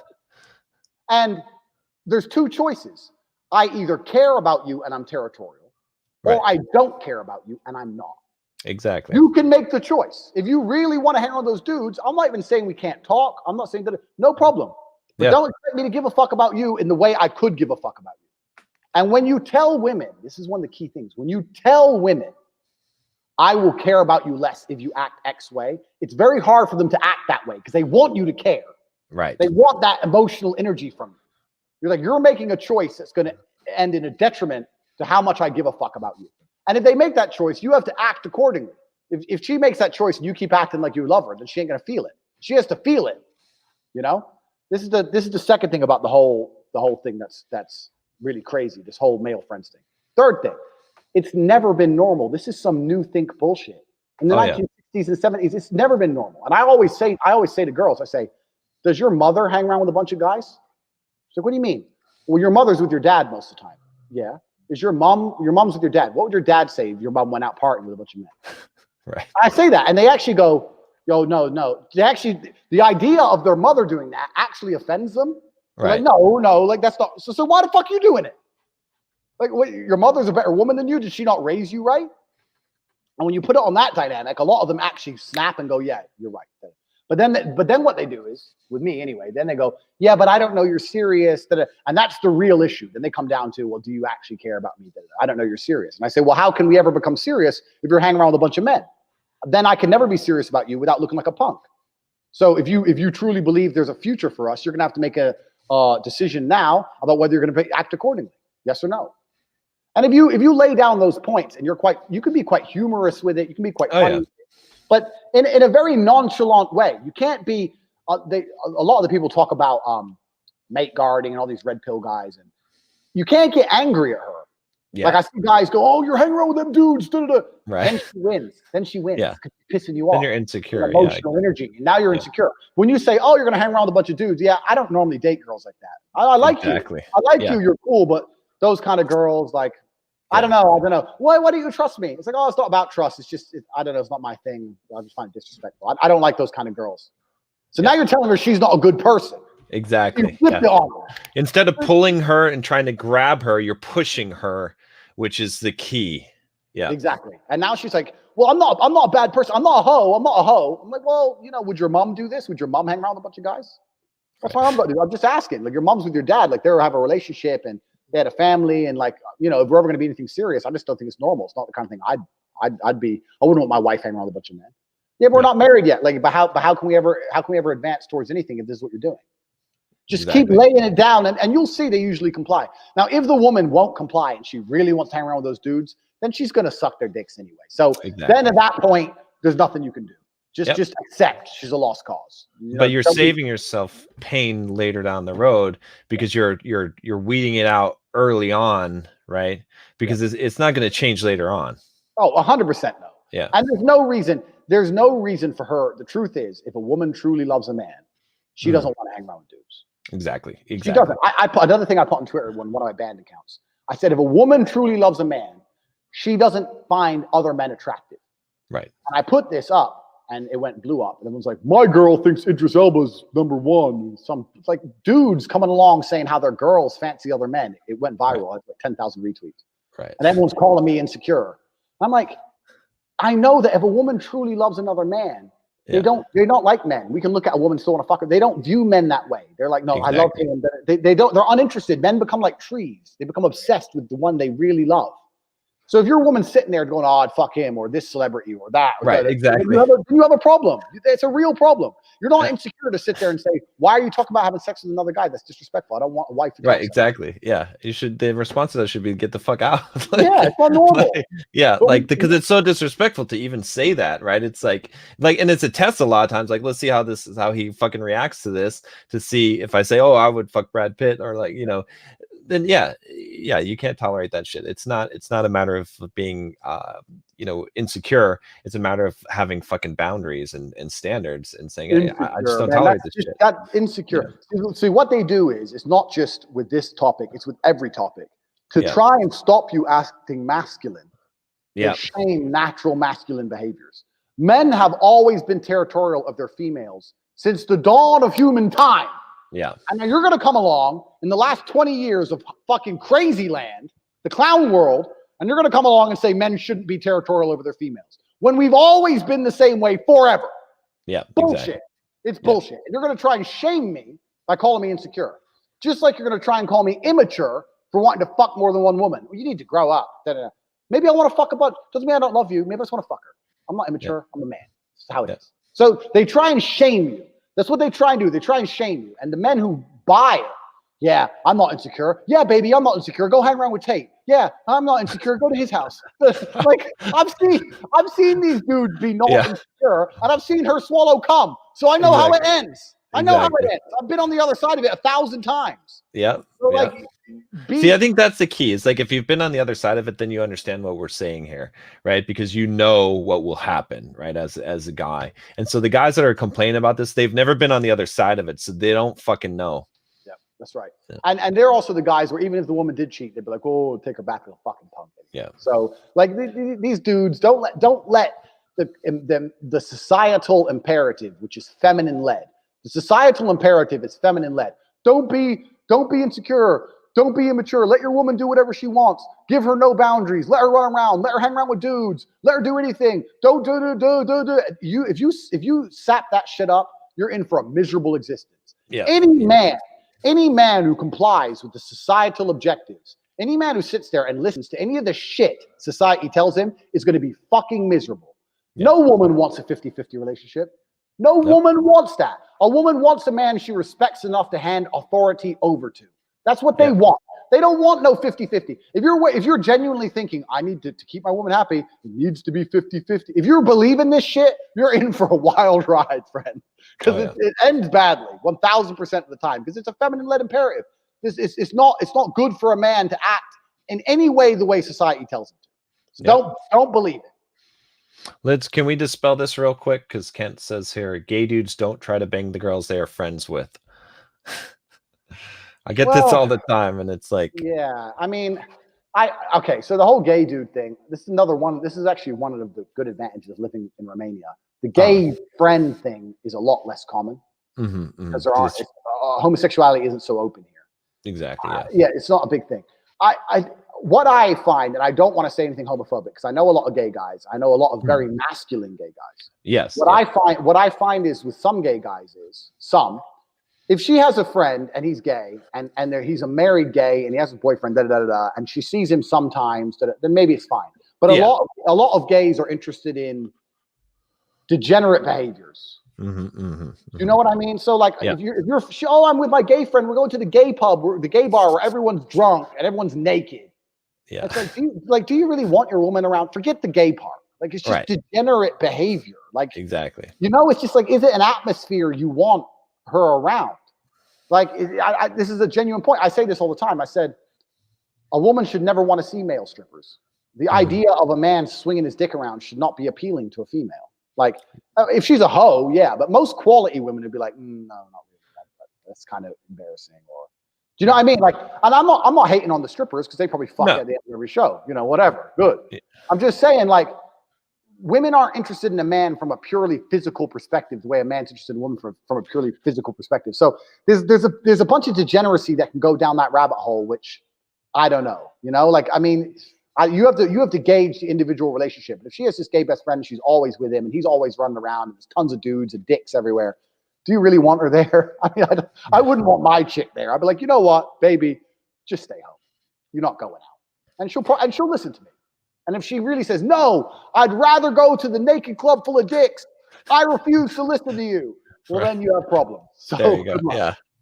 Yeah, there's actually a pretty good book called Sperm Wars, which talks about some of the, and one of the things that the author arguments he makes in the book, because he says, well, to some degree, homosexuality is genetic. And so he says, well, in order for that to be the case, you have to realize that a large percentage of homosexual men are actually bisexual, or they have sex with women occasionally.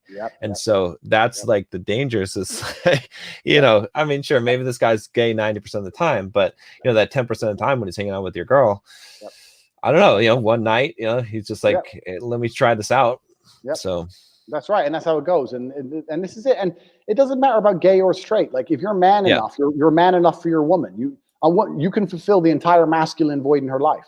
Exactly. Her father, and her brothers, and that's enough. Man, how many men does she need? Like, what can these guys be saying or talking about or doing that you can't do? Like, what is this massive gap? That's the big question. If she really needs to hang around with other men, gay or straight, all the time, there's a huge gap of masculine energy that you're not fulfilling. What is that, and why? Like if you're a force of nature, which every man should be, every man in his own right should be a force of nature. If you're genuinely a force of nature and you come into a woman's life, you blow her mind. Exactly. You have all the masculine energy she ever going to need. Where will she ever look at you and go, I'd rather hang around with this dude? Why? Right. There's a deficit there. A lot of these problems I don't ever have, ever. Yeah. And that's because, I fulfill their masculine void completely. That's my job as a man, and that's your job as a man. If your woman's truly, I want to hang around with 30 dudes, something wrong. It's weird. It's not normal.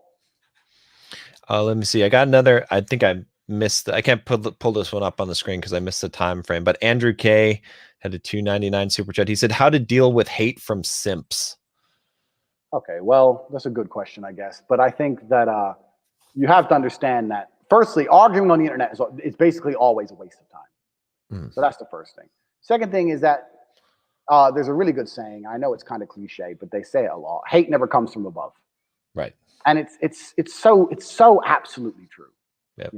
And if hate ever does come from above, it's fantastic promotion. Like, that's true. It's so great promotion. Yeah. Like when J.K. Rowling was telling me I'm a misogynist piece of shit, I was looking at the retweets going, finally, follow her. So if hate comes from above, it's a good thing. And if hate comes from below, it doesn't fucking matter. Yeah. For someone's opinion to bother you, you have to respect that person's opinion. So if you ever find yourself annoyed by something someone said, you have to ask yourself, why do I respect this person? Now, why would you respect a simp? Right. Like, so I get more hate than it. I get nonstop, never-ending tirades of hate. Yeah. And I'm not saying this in any kind of bravado way. I want everyone to understand I don't give a fuck. It doesn't enter my brain. I don't care because I know that any of these men would die to change places with me. They would do anything to be me. There is no man. If you could build yourself like a video game character without the effort and determination and iron will that it requires to become a man of substance, if you could do it with a few clicks of a mouse like a video game, everyone would choose to be big and strong and smart and rich and fucking have fast cars and beautiful women. Nobody would choose to be a fucking internet masturbator, fat simp piece of shit. No one would tick those options. Nobody. Right. So they would swap with me in a heartbeat if they could. So when they take time out of their life and start writing an email about I'm a bad person, do you think I give a solitary fuck? I know they don't mean it. So hate from simps is the easy. This is jealousy. This is energy. Yeah. I put up a Twitter thread about stealing people's energy, and a few people accused me of hocus pocus bullshit. But I said, listen, there's people in the world who take the energy from others, and there's people in the world who give their energy to others. Yeah. If there's people out there in the world constantly writing about you, typing emails to you, and you're giving nothing in return, you're just absorbing energy from the universe. Let them hate. Yep. Let them hate. It's good. There's nothing wrong with that. You know what's worse than having lots of haters? Having no haters. Exactly. Yeah. And no one giving a fuck what you say. Yeah. That's far worse. So fucking love it. How do I deal with hate from simp? I laugh. I laugh and laugh. Sometimes I read the good ones out to my brother, and we laugh, and we move on with our lives. And they've tried every angle. They've tried insulting my dead father. They've tried insulting my looks. They've tried threatening me. There are no words, everyone watching this, there are no words you can conceive and type on a screen that can detract me or distract me from my fantastic existence. Yeah. Good luck. Email me. Off you go. Because I'm busy. So I don't give a fuck. I don't care. And if you catch yourself sitting there reading an email and you're seething angry, the problem's with you, not with the simp. You need to, why do you care? And if you could sit there for a few seconds and go, you're right, why do I care? Who is this? This guy probably is the most miserable man in the world. Yeah. When I said about the depression thing, everyone was writing to me, you need to trying to think. And I tweeted, everyone's trying to change my opinion. Why would I want to adopt the thinking of people who are sad? Right. Right. You're all depressed, telling me how to think. Why the fuck would I want to think like you? Why would I want to think 1% like you? You've just told me you're struggling to not kill yourself. And now you're telling me how to think? Like, anyone who's sitting there writing hate emails is not a happy, contented person. So don't worry about it, because I don't do that. There's plenty of people I don't really even like, and I've never typed a hate email. So I'm busy. So just don't worry about it. Like, if you worry about it, then you have a problem. But there's always going to be losers. Let them be losers.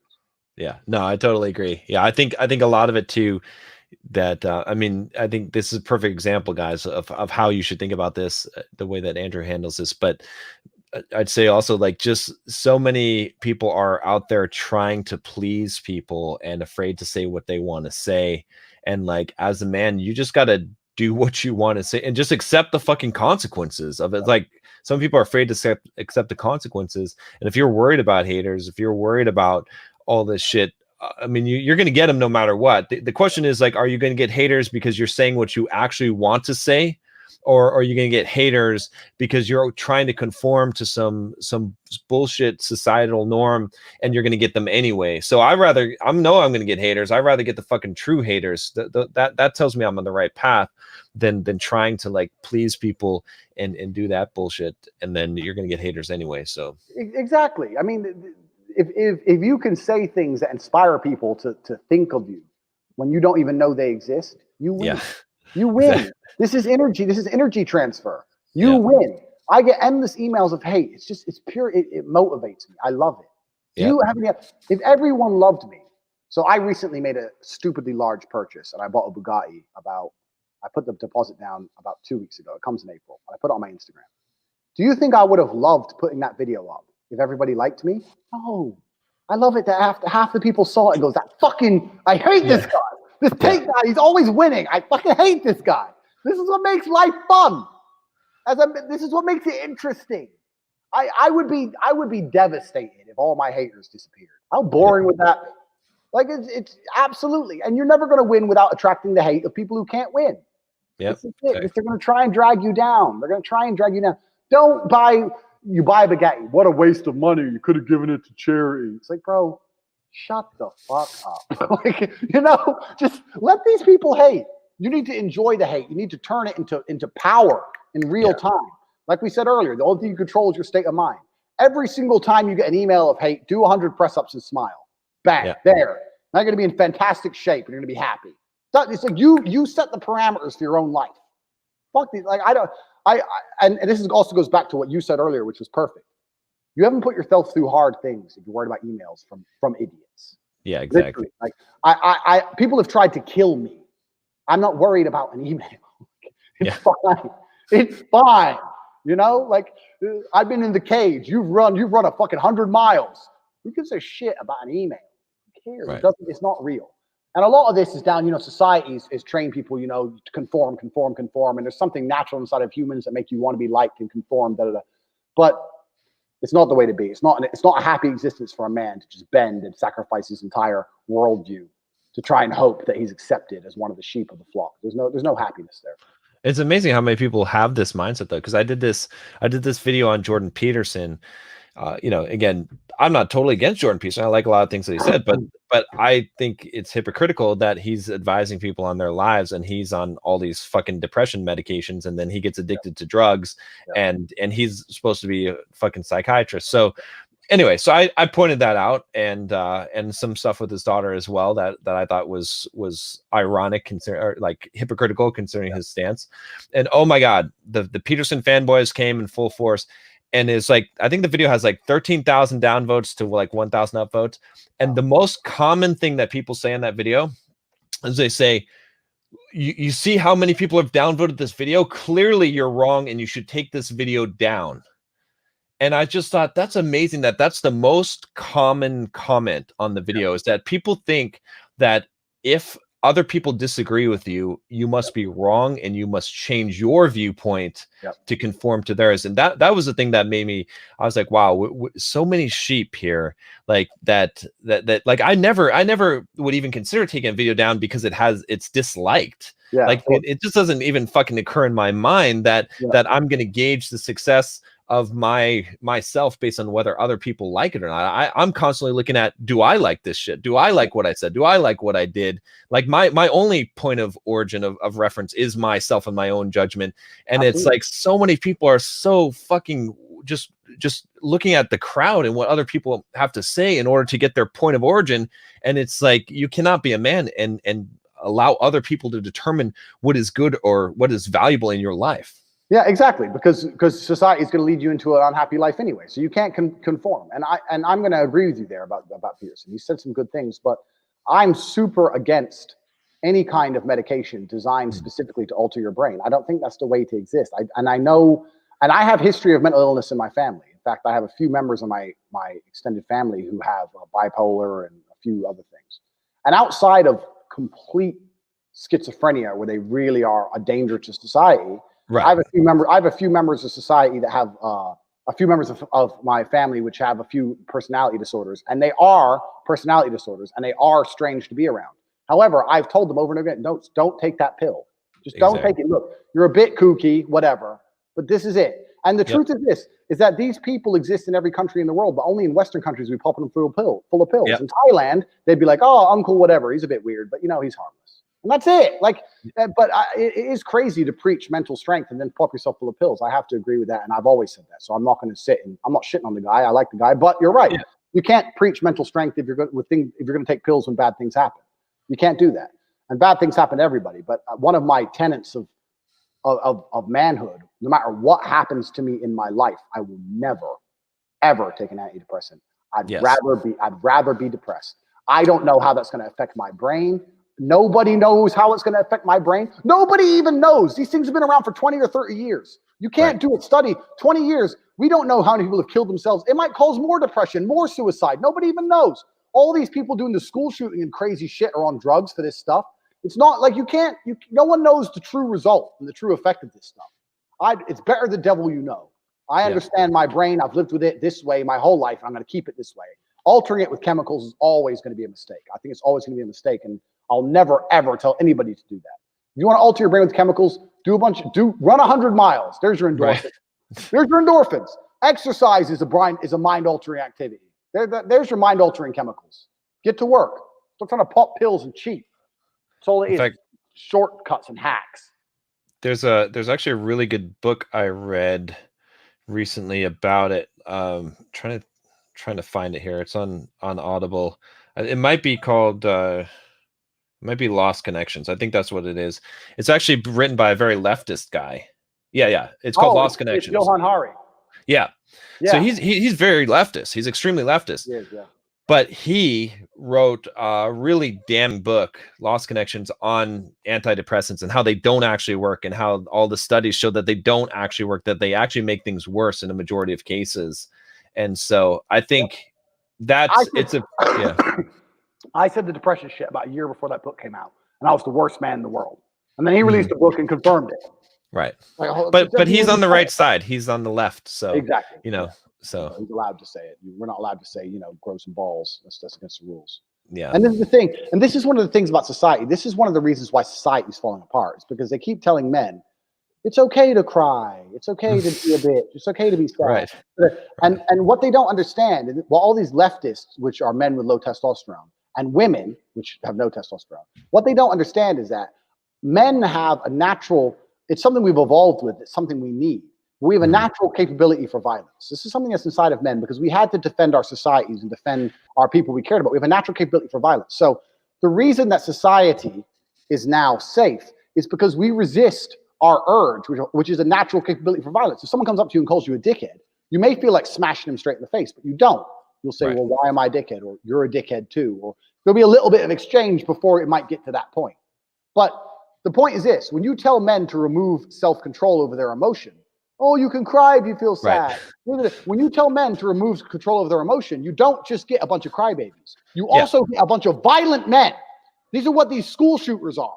Right. Antifa right there. Yeah, I feel sad. Oh, yeah, or Antifa. These are people with no emotional control. Yeah. And in many men, this is going to end up manifesting itself in violence. So one of the key tenets of masculinity is emotional control. When I say men don't cry, I've cried. I cried when my father's died. So I cried once in 15 years. But the point is, I'm not saying you should never cry. I'm saying your default reaction to adversity should not be tears. There should be a big barrier that prevents tears and allows you to logically try and find a solution and get to work and put action in place as opposed to sitting there crying.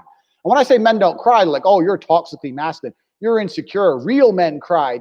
I disagree. Real men control their emotions and they act irregardless of emotions and make logical decisions. That's what a real man does. Yep. So you have to control your emotions as a man, because if you can't control the sad, you can't control the violent, you can't control anything. And this is why society is getting so bad.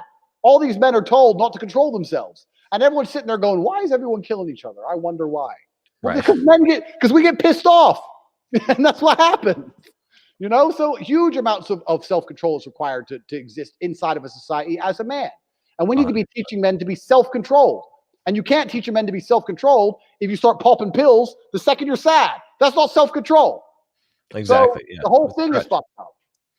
Yeah. I have this thing, I call it like the 3 levels of emotional mastery, right? And I think the first level is what I call hard on your sleeve, right? So this is where you're like going around like a little bitch, just whining about everything, crying about, blue pill, heartbroken, all this. And then I think a lot of guys hit the second level, which is emotional numbness or zombie mode. So they learn that they can become numb so they don't feel pain, right? But then they don't feel love either. So they're just basically like, zombies walking around. But the third level is what I call like feel the pain and keep on walking. That's when you reintegrate, when you're open again and you feel the pain, but it doesn't influence what you do. Like you experience full emotion. You can love again, like you could treat people, like you can feel all that spectrum of emotion, but you don't express it. It doesn't come outward. Instead, you feel it internally, but you keep on doing what you're supposed to do as a man. Your actions are not influenced by those emotions. Whereas the first level, your actions are completely influenced by your emotions. Everything that you feel, that's what you do. Yep. Completely agree with you, friend. I completely agree with you. And I completely agree. I think I tweeted something this morning. I said, I'm not a stoic. When I'm angry, I'm angry. And when I'm happy, I'm happy. I don't really feel sad. I don't believe in sad. So the closest to sad for me is fury. I'll get pissed off. I don't really believe in sad, and because I've reframed the parameters. There's a really interesting documentary about colors, and I can't remember what it's called. But if you can find it, find it. And it was saying how colors are nothing to do with how our eyes see them, but colors are down to how our language has named the colors. So you look at a color. Yeah. Have you seen this? I don't know if you've seen this. I haven't seen it, but I heard about like blue wasn't used in any. Yeah. So they found an African tribe where they showed 2 shades of blue, which were fucking identical. And to them, they were completely different colors. Yeah. But to us, they're just blue. And then they showed them blue and green, and they thought they were the same color. Right. So like it's all based on where have you set parameters with your language? So in my mind, my parameters are set so that sad doesn't exist. I just have different levels of angry. Right. Because I believe that because anger is a force. Anger is only a problem if you can't control it. If you can put anger in the correct direction, it's extremely motivating. Like water is only a problem if it breaks the dam, right? If it's in the dam and it's doing the right thing, you power a town. It's only if it goes over the dam. So when I get pissed off, I'll go train and I'll get a bunch of shit done. I work best when I'm angry. Like I'll go smash the weights. When I'm angry, I'll just fucking train for 6 hours. I love being angry. I get loads done. When I'm happy is when I'm lazy. So I don't believe in sad. So for me, there's just different levels of angry. So it's all about, how you frame yourself and how you choose certain emotions. But I can't even, first time in my life I've messed up. I can't remember my original point. But my point is, if how you decipher what happens to you and how you react to it is truly how you're going to envision the world. I don't believe in sad, so I never feel sad. And this is why even if bad things happen to me, it motivates me to do amazing and fantastic things. And this is where true emotional control comes from. It's how something's going to happen. So how do you perceive it? It's like rolling with the punches of life. It's like boxing. You go with the shot, don't you? This is how it goes. This is life. And I know some people are going to say about anger, because I always preach against anger, right? Because I'm always like, anger is a feminine emotion. But the reason why I say that is because it's the expression of anger, because it's when if I can make you angry and then I can make you act differently because I've made you angry, then I'm in control of you. Right. Whereas it's like, if you are angry internally, it's a totally different thing, but is it affecting your actions, right? That's why I always talk about it, because all these, like a lot of the red pill guys and MGTOW guys that get upset, they're angry, they're in a constant state of anger, and what they're doing is they're bitching and whining, complaining about women, instead of actually driving forward and moving forward. It is influencing their actions. They're being emotional versus experiencing emotion, which is, I think, is a key. Completely agree. It's how are you disciplined enough to control your anger? The reason anger suits me is because I'm disciplined enough to never let it bring me down to, like you said, bitching on the internet or complaining or becoming black pill or moaning about my situation. I'm disciplined enough to take that anger and do something positive with it.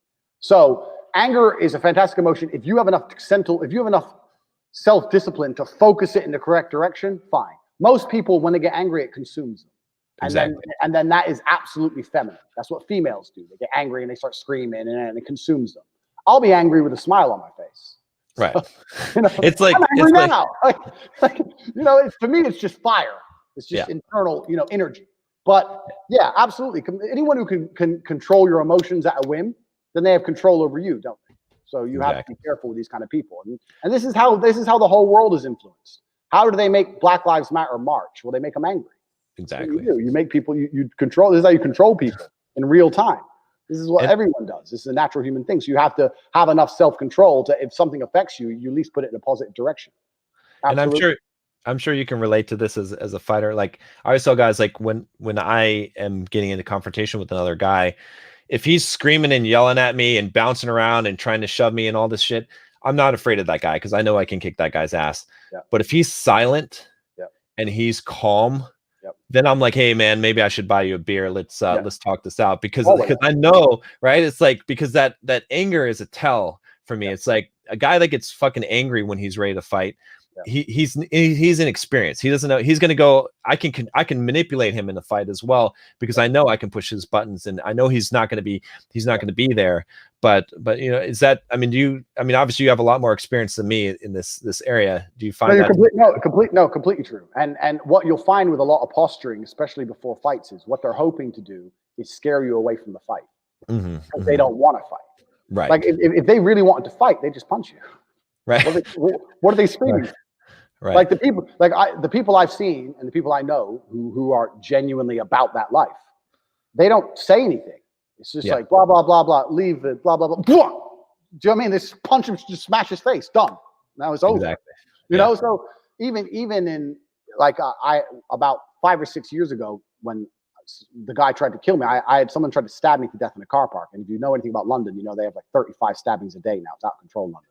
Yeah. And I had been arguing with him and his business partner by text, and his business partner was texting me all these threats. And when I texted the guy who tried to kill me, he ignored my messages. He didn't reply, and then 3 days later tried to stab me in a car park by surprise. This is intent. Intent doesn't speak. Right. You know, the guy who sent me all the threats didn't do shit. Right. But the guy who didn't reply to me and then came at me out of fucking nowhere, this is true intent. So you're right. Yeah, a lot of these people, when they start shouting and floundering their arms and stuff, I say this all the time to people. I say that, like, no matter how good of a fighter you are, I'm a pro fighter, but if someone's directly in my face, I can't see if they have a knife. I might get sucker punched by their friend. They have groups of people. True professionals don't do this whole in your face screaming thing. We don't do that. I'm super calm. I'm like, look, leave it. If I tell him to fuck off and he keeps coming at me, I'm just gonna start throwing punches, because I ain't there to talk and chit chat and maybe get sucker punched or knocked out myself. That's not how it's going to be. So the true pros are about that life. The true pros are like, look, leave it. Okay, fuck, if it's on, it's on. There's nothing to talk about anymore. I've told him to leave. He won't leave. He's going to start hitting it. Yeah. You know, so I completely agree with you. A lot of that floundering stuff is just posturing. And what they're hoping you'll do is you'll shit yourself and you'll back down. Then they don't have to actually fight. They get to be the tough guy for no reason. So. And guys try to do the same thing with women too, right? All these threats and like, oh, like instead of just, like you said, just walk away. That's your power. Bro, threatening women is I say this all the time to guys, man. He's like, well, what should I say to her? I was like, look, threatening women is a fucking mistake. Yeah. It's a mistake because they'll call your bluff. So anything you say, you have to do. And if what you say isn't walking away, then she doesn't give a fuck anyway. Right. So like, just do it. She ain't gonna believe you until you do it. I say this all the time with people, and this is not just with women, but this is a masculine trick in general. I try and say to people, most people have never studied speaking. And when I say that, I mean that in a serious way. in that I am very, very precise and very, very cerebral about how I talk. And you'll hear people say things like, you better not touch that. And I say, you shouldn't say that. And so I was with my friend. He goes, why? I said, because you said you better not. Now there has to be a serious consequence. Right. And they ignored you and they touched it. Right. So now what are you going to do? Like, you made a threat and they called your bluff. You didn't do shit. And you didn't even realize. But with me, I'll say, don't touch that. And they may touch it and say, I told you not to touch that. You better not touch that again. Right. Now, when I say that, I've already planned the consequence, whatever that may be. Right. You know? So a lot of men, when they're arguing with women, they make a whole bunch of empty threats. You better shut up. She keeps talking. You know what I mean? So you have to be careful with your language as well, because subconsciously you're also telling her your threats don't mean anything. You shouldn't threaten women. Women don't believe in threats. Women don't understand. You need to just react. Yep, you know? just take action. Yeah, just take action. Look, I'm not going to let you. Look, I've lived an extreme life. I do not expect everyone to be like me, living in a house with fucking 6 girls and fucking them all that shit. But I've dealt with the absolute extremes of female craziness. And the answer is always the same. Blah, blah, blah. Listen, you can be upset I fucked her. That's fine. But we're adults, and you're not going to scream at me this way. I'm not going to live in a house full of screaming like you're a toddler. If you're going to scream this way, one of us is leaving the house, and the house is mine. So it ain't me. Blah, blah, blah, blah, blah. Then, bitch, you got to go. That's it. That's it. That's it. Yeah, I'll take your stuff. I'll throw it out the window. If you don't want to follow your stuff, the police are going to come and escort you out my fucking house. Yeah. And halfway down with their stuff being thrown out, oh, well, why don't you just want to talk? No, because I tried to talk to you, and all you want to do is fucking scream. Yeah. You know? And then next time round, they don't do that shouting shit because they know that you're that guy who's about that action. If I was like, you better stop screaming or else they're not going to stop. Yeah. It's weak. Yeah. Yeah. Anyone who has to make threats, it's always weak. Even with my own employees, when people work for me, if they're doing a bad job, I point out what they're doing wrong. And if they continue to do it, they're just fired. We don't have a discussion. There's no threats. I don't say, oh, if you do this, it's done. I've already pointed out what you did wrong. Like, you're on notice. You should know. I didn't even threat. I didn't even say, hey, if you keep doing this, you're going to get laid off or whatever. You're just gone. That's it. And it's the same thing. Yeah. Yeah. Just be direct, man. Like, it's the best way to be. It's like one of the only ways to get ahead in the world. Like, it's there's so many people just fucking, I have this time, you must get this kind of thing all the time. People come at me and they think they have this big issue. And when you unpack the issue is just inaction. Yeah. That's all it is. It's inaction. I'm sad and I'm this and I'm this and this and this and this. You're doing nothing. You're just sitting, talking, but you're not doing anything. If you were doing things, if you were learning the guitar and going to the bar every night and going up to every girl you found attractive and going to the gym every day, you wouldn't have called me. Oh yeah. You're doing nothing. You know, a lot of it's just inaction. We live in a world of just fucking waiting and being too patient and just sitting there. In life is binary. You have action and inaction. You have cause and effect. You either did it or you didn't do it.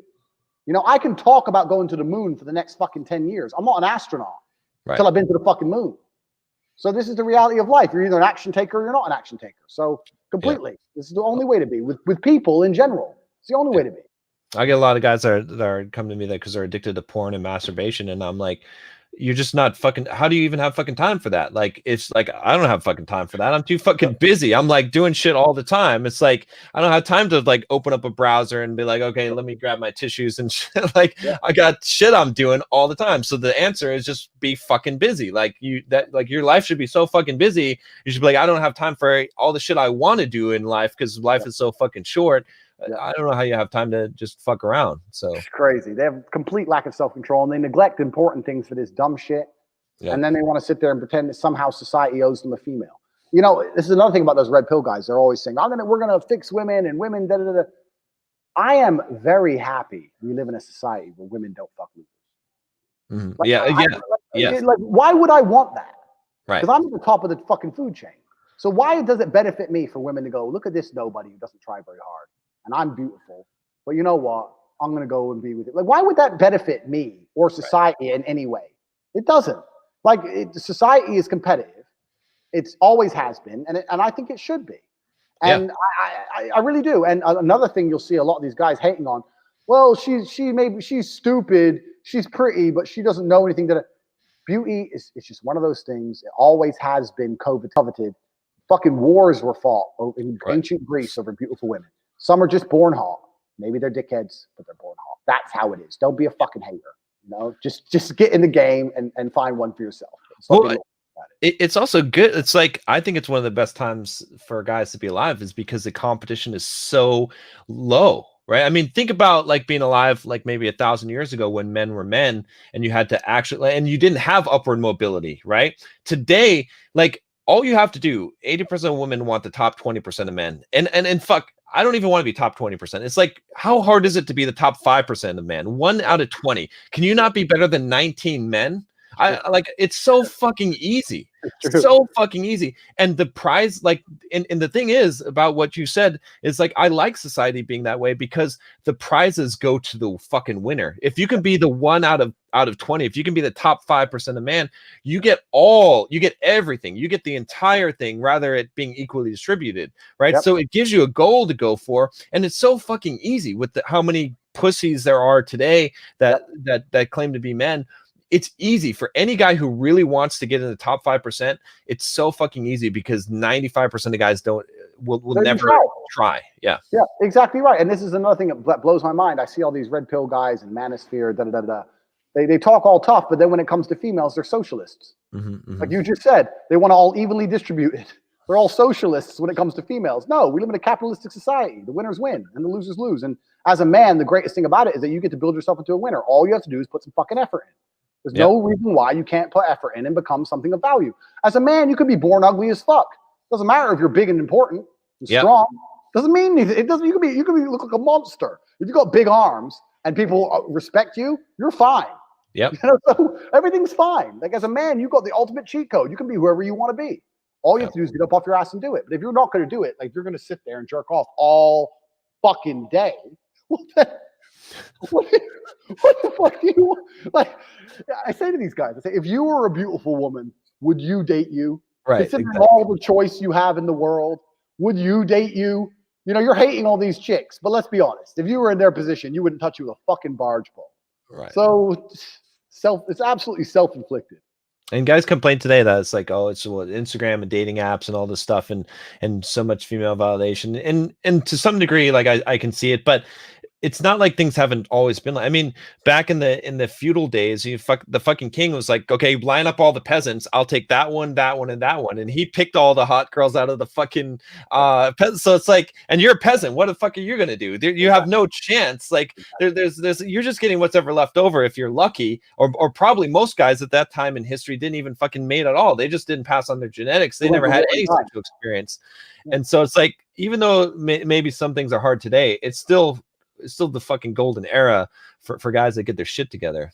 Oh, absolutely. Completely is. It's absolutely the golden era. And yeah, okay, it's getting more competitive, but like you said, that just increases the prizes for the winners. So I say this all the time. I say all the time that life for about 50% of men is intolerable. And then there's about 30% of men who have an okay life, and there's 20% of men who have a great life. But I don't believe very few men are in the bottom 50% by accident. I think that it's a conscious decision, and they've decided that the juice isn't worth the squeeze. And they want to sit there and pretend they want the juice, but they don't want to do the work. Like I said, I want to be a figure skater, but I don't want to train. Well, then I'm never going to be able to fucking figure skate. That's life, you know, and this is the harsh reality of life. And it ties into everything else. And then they start sitting there complaining about society and women, and like it's everyone else's fault. It's passing responsibility. So let me see. I got a couple more super chats that came in here. Let's see. Geek Mode School of React Native says, in my youth, I used to try to help downers. And as an adult, I can't stand being around men with no purpose or perseverance. They're like grown children. Yeah. So everything in life this is something that's absolutely true. I often speak to people who are, so I'm really not that rich. I don't own a fucking boat. I'm not a billionaire. I have a little bit of money, but I often speak to people who are trying to make money, and I talk about financial stuff, and I help people make money. And they were saying to me, oh, but I don't know any rich people. And I said, there's a reason for that. And that's because human relationships are always a value exchange. Yes. Always a value exchange. The reason rich people don't really like talking to poor people is because they're giving away loads of value and they don't really get much back. I mean, you're sitting there just trying to learn shit and trying to get money from them. And what are you telling them? What are you teaching them? Unless you're working for them or something. They don't want to. Rich people like having rich friends. It's normal. This is a value. Exactly. So when you're saying, oh, helping these downers, well, what are you getting in return? Because I don't see a value exchange there. I mean, maybe if they're truly dedicated to being your disciple and they want to improve your life in some way, or they want to pay for your time, then of course help them. But if you're just going out of your life, out of your way, wasting your time, just helping people, there's no value exchange. Everything I do has to have a value exchange. All my friends, I love my friends, but there's a value exchange. They gain things from being with me. I gain things from being with them. It's the same with your relationship. Your woman gains things being with you. You gain things being with your woman. It's a value exchange. This is how the world exists. If you're going through life and you have relationships that aren't a fair value exchange, you're losing. Yep. Why would you do that? So it's not that I'm negative and I don't want to help people, but if some guy comes to me and goes, I'm super depressed, oh, please take them. I don't have time to just go and just waste. It's a waste. I don't gain anything. Sort of down this black hole of fucking despair. Like, I don't have time for that shit. If a guy comes to me and really wants to improve his life, I'll tell him how to do it. If he proves he's about it, then I'll continue to help him. But yeah, this whole helping downers and stuff, there has to be a value exchange for every relationship in your life, and it should be a fair one. Everyone should benefit. That's the greatest thing about human relationships, is that everyone can benefit. There doesn't have to be a loser for there to be a winner. 3 people can meet and there can be 3 winners. And that's how it should be. So if you're talking to these people, what are you really gaining from it? That's the question. If you're not gaining anything, then I wouldn't bother. Yeah, no, I 100% agree. Yeah, in fact, like there's been situations so many times in my life. I was just doing an Instagram story where I was talking about how I build my network, and some people that I have that I want to get access to, the only thing I can really offer them is money, and so I just pay them. Right, I've got a guy that's a really big YouTuber that I was like, fuck, I'll pay him $1,000 a month because he offered. I was like, just to jump on the phone with him, just to be around in proximity, and hopefully over time I'll add value to his life.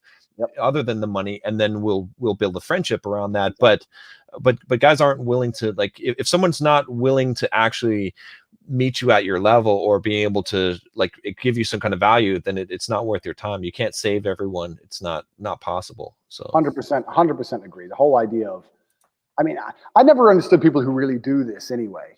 Like people who do this saving everyone thing. I don't believe that. I don't believe people are that empathetic. I just think there's something weird about that. Like, I really want to help everyone. Like, do you really? Do you know what I'm coming from? Doesn't that seem disingenuous to you? There's something disingenuous about that. I don't understand.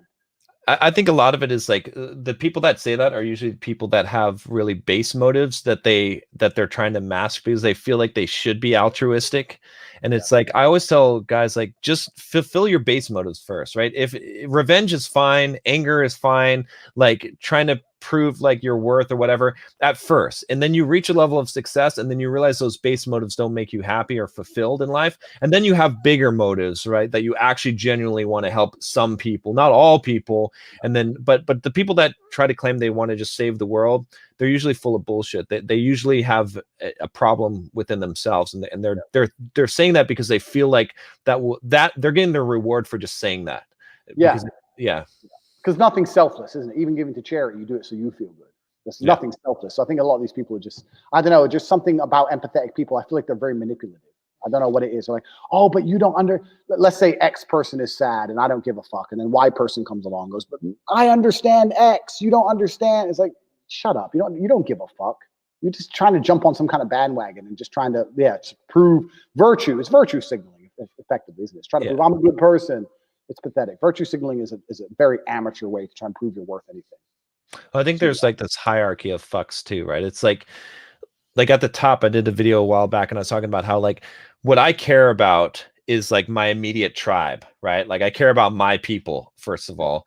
And then like somewhere like way down the line, like after like all these other things is Black Lives Matter or fucking COVID or like saving the whales. Like saving the whales, I'm like, okay, after we cure all human ailments in life, then I'm not against saving the whales. I'm just like, there's higher priority shit that I have to deal with. And the stuff that immediately affects me and my tribe as a man, that's what I care. I don't give a fuck if someone's dying in Africa. I'm sorry, but I don't because I have more important shit that I have to deal with within my tribe. And like, it's disingenuous for me to say that I care there was a tsunami in Asia because I don't give a fuck. I really don't. And it's like, and you could say that's cruel or hard, but it's like, no, it's what I honestly, it's how I live my life. Like my actions determine what I actually fucking care about. And so everyone is claiming that's putting a fucking black square, all this bullshit. It's garbage. You only have so much emotional energy. You can't care about everything in the fucking world. So you only have so much emotional energy, and you're completely correct. Your emotional energy should be correctly attributed to the things which are closest to you that have a direct impact on your everyday life. It shouldn't be about, I've never even spoken to a motherfucking whale. A whale's never paid my rent. So, Right. like, it is what it is. It is what it is. All right, we got Simple Coder here.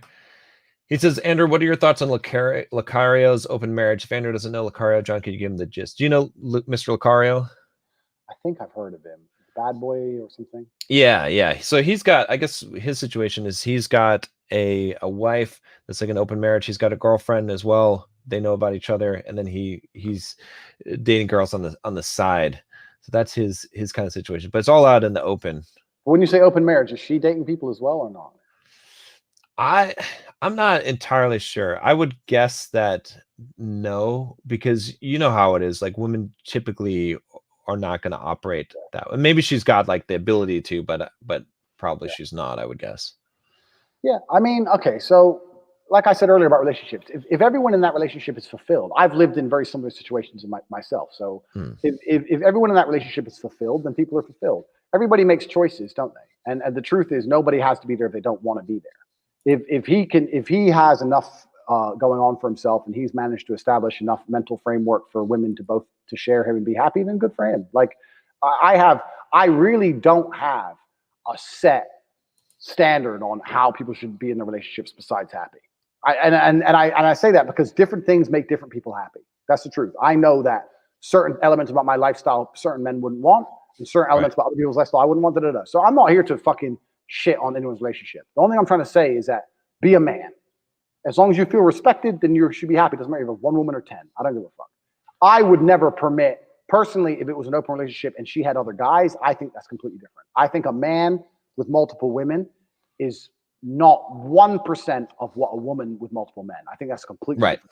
I think it's completely different. And it's different because, and this is why I say when a woman cheats, it's far worse than if a man cheats. 1,000 times worse.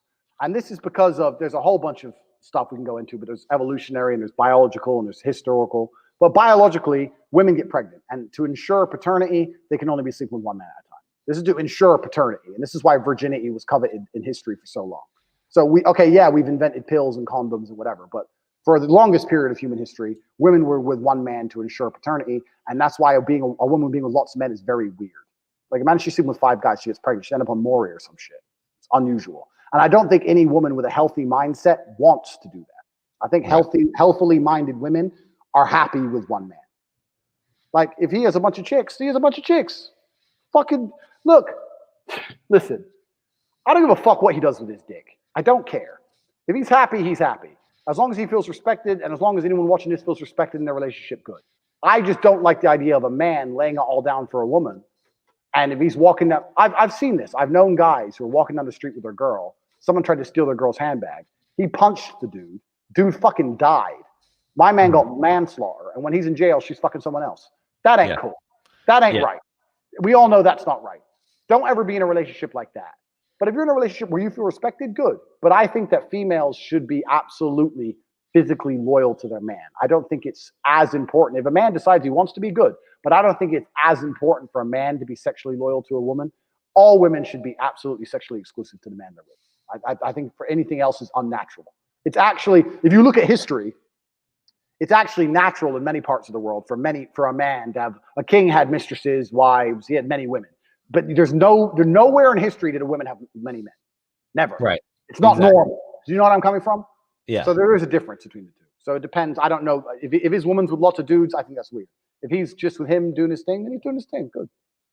Yeah. No, I totally agree with you on that. It's again not a popular opinion, but it's not the same. It's not the same. It doesn't go both ways. Oh, it's no way the same. And you know, any woman who comes along and tries to say it's the same as a fucking hoe. They're all hoes. Well, if a man can sleep with lots of girls, why can't I sleep with lots of men? Because it makes you a fucking hoe. Why would you want to do that? Why are you even saying that as a suggestion? Do you want to sleep with lots of men? Well, then you're a hoe then. You shouldn't want to do that. No healthy woman wants to be fucked left, right, and center. The truth is that a woman's power comes from who hasn't fucked her. And a man's power comes from who he has fucked. If I walk into a club and I fucked every girl in the club, I'm a powerful man. Right. If a woman walks into the club and every man wants her and not a single man can touch her, she's a powerful woman. If you flip the reverse, if I'm a man and I walk in and I can't fuck anything, I don't matter. And if the girl walks in and every dude in there is fucked her silly, then she ain't worth shit. Yeah. Female power comes from their exclusivity. So any female that's stupid enough to throw their exclusivity away is a dickhead. So, this is the truth about the natural dynamics of human biology. Men and women we're programmed differently, and women get pregnant and men don't, and it's completely different things. I say this all the time. I had a girl buy a consult call from me once. Uh-huh. She called me and she said, my man's cheating. I don't know what to do. I was like, okay, well, do you love him? She goes, I love him so much. I was like, okay, you're going to leave the man you love to get with a man you don't love, who's going to fuck something else anyway. Right.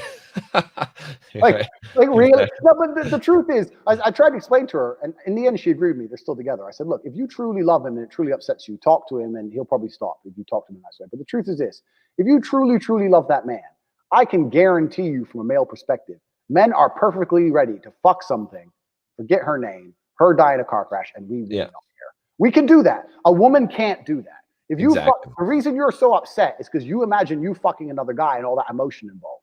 Right. He's fucking someone else and he doesn't give a shit. The reason he's crying saying he loves you is because he does. He's not lying. He does love you. He just fucked. It doesn't matter. You used a dildo last night. Are you in love with your dildo? No. It's not a thing. And women don't understand the huge disconnect between males and females in the sexual realm. And the women who do get that, towards the end, she was like, yeah, I understand. And they're still together. So I think, this whole idea of comparing sex is actually one of the fundamental problems of society now. Comparing sex as the same for men and women. It's not the same. It's not the same at all. It's a completely different game. Woman going, oh yeah, well I fucked him, like she somehow won. What? You're a hoe. He fucked you. Right. You can't fuck a guy. He fucks you. Like it's all wrong, Yeah, I think it's interesting. I've been thinking about this a lot because I've been talking about detachment a lot and like teaching guys to basically that they could go and they could have an experience with a woman and have detachment so they can leave that experience. They can leave it at the end, but they could still be open, like fully experience that experience. Because I think a lot of guys are not experiencing things to the level that they could. But then I was thinking about the flip, and as I thought about it more, I think I'm coming to the conclusion that for example, sexual experiences, they harden men. They create like a hardness, right? Yeah. Which is a good attribute to have as a man because it's more masculine. But those same experiences harden women, and the more hard they get, the more masculine they become. And so they're losing something from that exchange, whereas men are gaining from that exchange. And that it makes sense for that's the dynamic. The game we're always playing is that for a man to gain a sexual experience, he's gaining something. From a woman, usually she's losing something. And so that's that trade-off, that value that's being exchanged in that case. It's perfect. I love how you said that. And it's true. I had a girlfriend, one of my best cam girls, when I was with one of my best cam girls. I was sleeping with her and I was sleeping with like 3 other girls in the same house. And she said to me, you know what? You sleep with other women doesn't bother me. And I said, why? She goes, because you've slept with so many girls that I know you're not going to fall head over heels in love with some girl and run away with her, or you're not susceptible to becoming a bitch for some chick just for a bit of pussy and leaving me. You know that I've been with you a long time, and you understand that I know you're loyal to how long I've been with you, and I know no new woman can come along and trick your mind to make you forget our years and my years of dedication to you, because I know what you're like as a person. So it's kind of like she's like, I know you're not a bitch, so I don't really care, because I know you're never going to be like, oh, but I really like her, so I have to split up with you because I love her now. I want to marry her, like an idiot, So it's true what you said about hardening. Even the girl said that. She goes, you've been with so many girls. There's no set of tits on earth that's going to send you acting like a fool. You're always going to treat me with respect, and we're always going to be together, and I'm always going to be number one, and you're sometimes going to be doing whatever, and you're going to come home. So she completely got it because she knew I'd been hardened. And it's true. You have been hardened. If you tear through enough, then eventually you're never going to meet a girl who's going to be like, oh, I'll kill myself if she leaves. Because you've been through enough, you're like, oh, whatever, brunette, okay. This is how it goes. So you're completely true at that point. And I think also at a certain point, I think there's something about it that this is why I said about being a playboy before you're getting married. I think women do respect that a little bit about their man, to know that. Yeah. Because my girl used to say to me, I know the reason you love me is because I've been with you so many years, and I know that a new girl can't replace that. So nothing's going to, how can she tear you away as long as I treat you right and we've been together so long? The loyalty is too much to be she can't beat that with a pair of tits. It's just impossible to beat it. So exactly. She kind of understood enough about my personality to know I'm not a fool. And, if you act like a fool for chicks, then your woman's going to be a lot more worried about what you're up to because you act like a fucking fool. So it's a completely different thing. So. Yeah, yeah. I think women always want to know that you're capable of getting multiple women or having that experience. They just don't want to Yeah, know it yeah. like They don't want the guy firsthand. nobody wants. Right. Yeah. You know, so they Yeah. don't want the guy nobody wants. That's normal, and we don't want the girl nobody wants. Yeah. You know, so it's normal. And I'm not saying to dude, look, I say this all the time because of the lifestyle I lived and blah, blah, people are like, oh, should I cheat on my wife? I'm like, no, fucking no, dude. I'm just saying be happy and just fucking relax and do what you want. My point is that there's this is another conversation I had. I was talking to, this was about 5 years ago. I was talking to some chick, and she came to work for me, and she had a boyfriend, and she was in love with her boyfriend, and her boyfriend loved her, blah blah blah. And she was saying, oh, but men like you know, you have so many girls, all this shit. And I said, okay, well, let me ask you a question. Who's genuinely more loyal? I said, if a man goes into a store every day and all they sell is apples, and he buys an apple and he leaves the Right. store, he says, I love my apple. I love apples. Or the guy who goes into a store every day, he buys an apple 6 days a week. 1 day a week, he tries something else, but he always goes back to apples. Who truly loves apples? And she goes, well, what do you mean? I was like, well, the guy who only buys the apple, and the guy in the Apple store hasn't got a fucking choice. All he can do is buy apples. So of course he loves apples. But if you give him other fruit, who knows what he's going to do? The guy who has all the choice in the world but keeps returning to the same thing is genuinely in love. So like, you can't tell me I'm not loyal. I'm completely loyal. I'm loyal because I can have a girl and love her with all my heart, and I can fuck 100 women and still come back to her. That's loyalty, as opposed to being a dude who can't even get any other pussy and jerking off to Pornhub, looking at all these girls I'd love to fuck who I can't get. I consider that more disloyal than the dude who has a wife. I know some big Russian players, like mafia guys, etc. And they got a wife and they love their wife and they have kids and they're fucking new girls all the time. And their wife's like, oh, he will never leave me for some bitch. And their wife's cool because she knows. She knows the game. So it's like, there's so many different dynamics on relationships that can work. And that's my point. That's why you can't come along and say it should be this way. As long as you're happy, you're happy. Who gives a shit? Yeah. All right. Well, I gotta get jumping over to a coaching call here, but man, this has been great. Like it's great to have someone who I feel like we're on the same page here, and we say the same shit that pisses people off, which is great. Get banned together. We've both been canceled on Twitter. So, but guys, definitely check out Andrew's stuff, cobratate.com. I've got the banner here, and I'll throw it in the chat one more time. And you're not going to be disappointed. Like, he's the real deal. Like you can hear on this live stream what we've been talking about. I mean, he says what he thinks, and he gives it to you straight. I think that's a rare quality today. So many people are trying to tell you what you want to hear. They're trying to sell you something and then not put you off because telling you it's not your fault. Whereas I think, guys like Tate and myself will tell you it is your fucking fault, but we'll give you a way to fix it. And so definitely check out his program, cobratate.com. Appreciate you, man. Appreciate you coming on the channel. Any final words?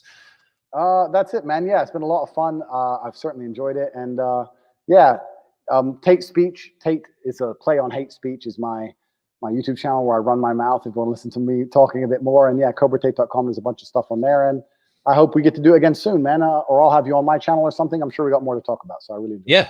Yeah, definitely. Anytime. Be glad to come on. And I've got the link for your channel in the description. So guys, click that and go and subscribe. Thank you, bro. All right, brother. Take care.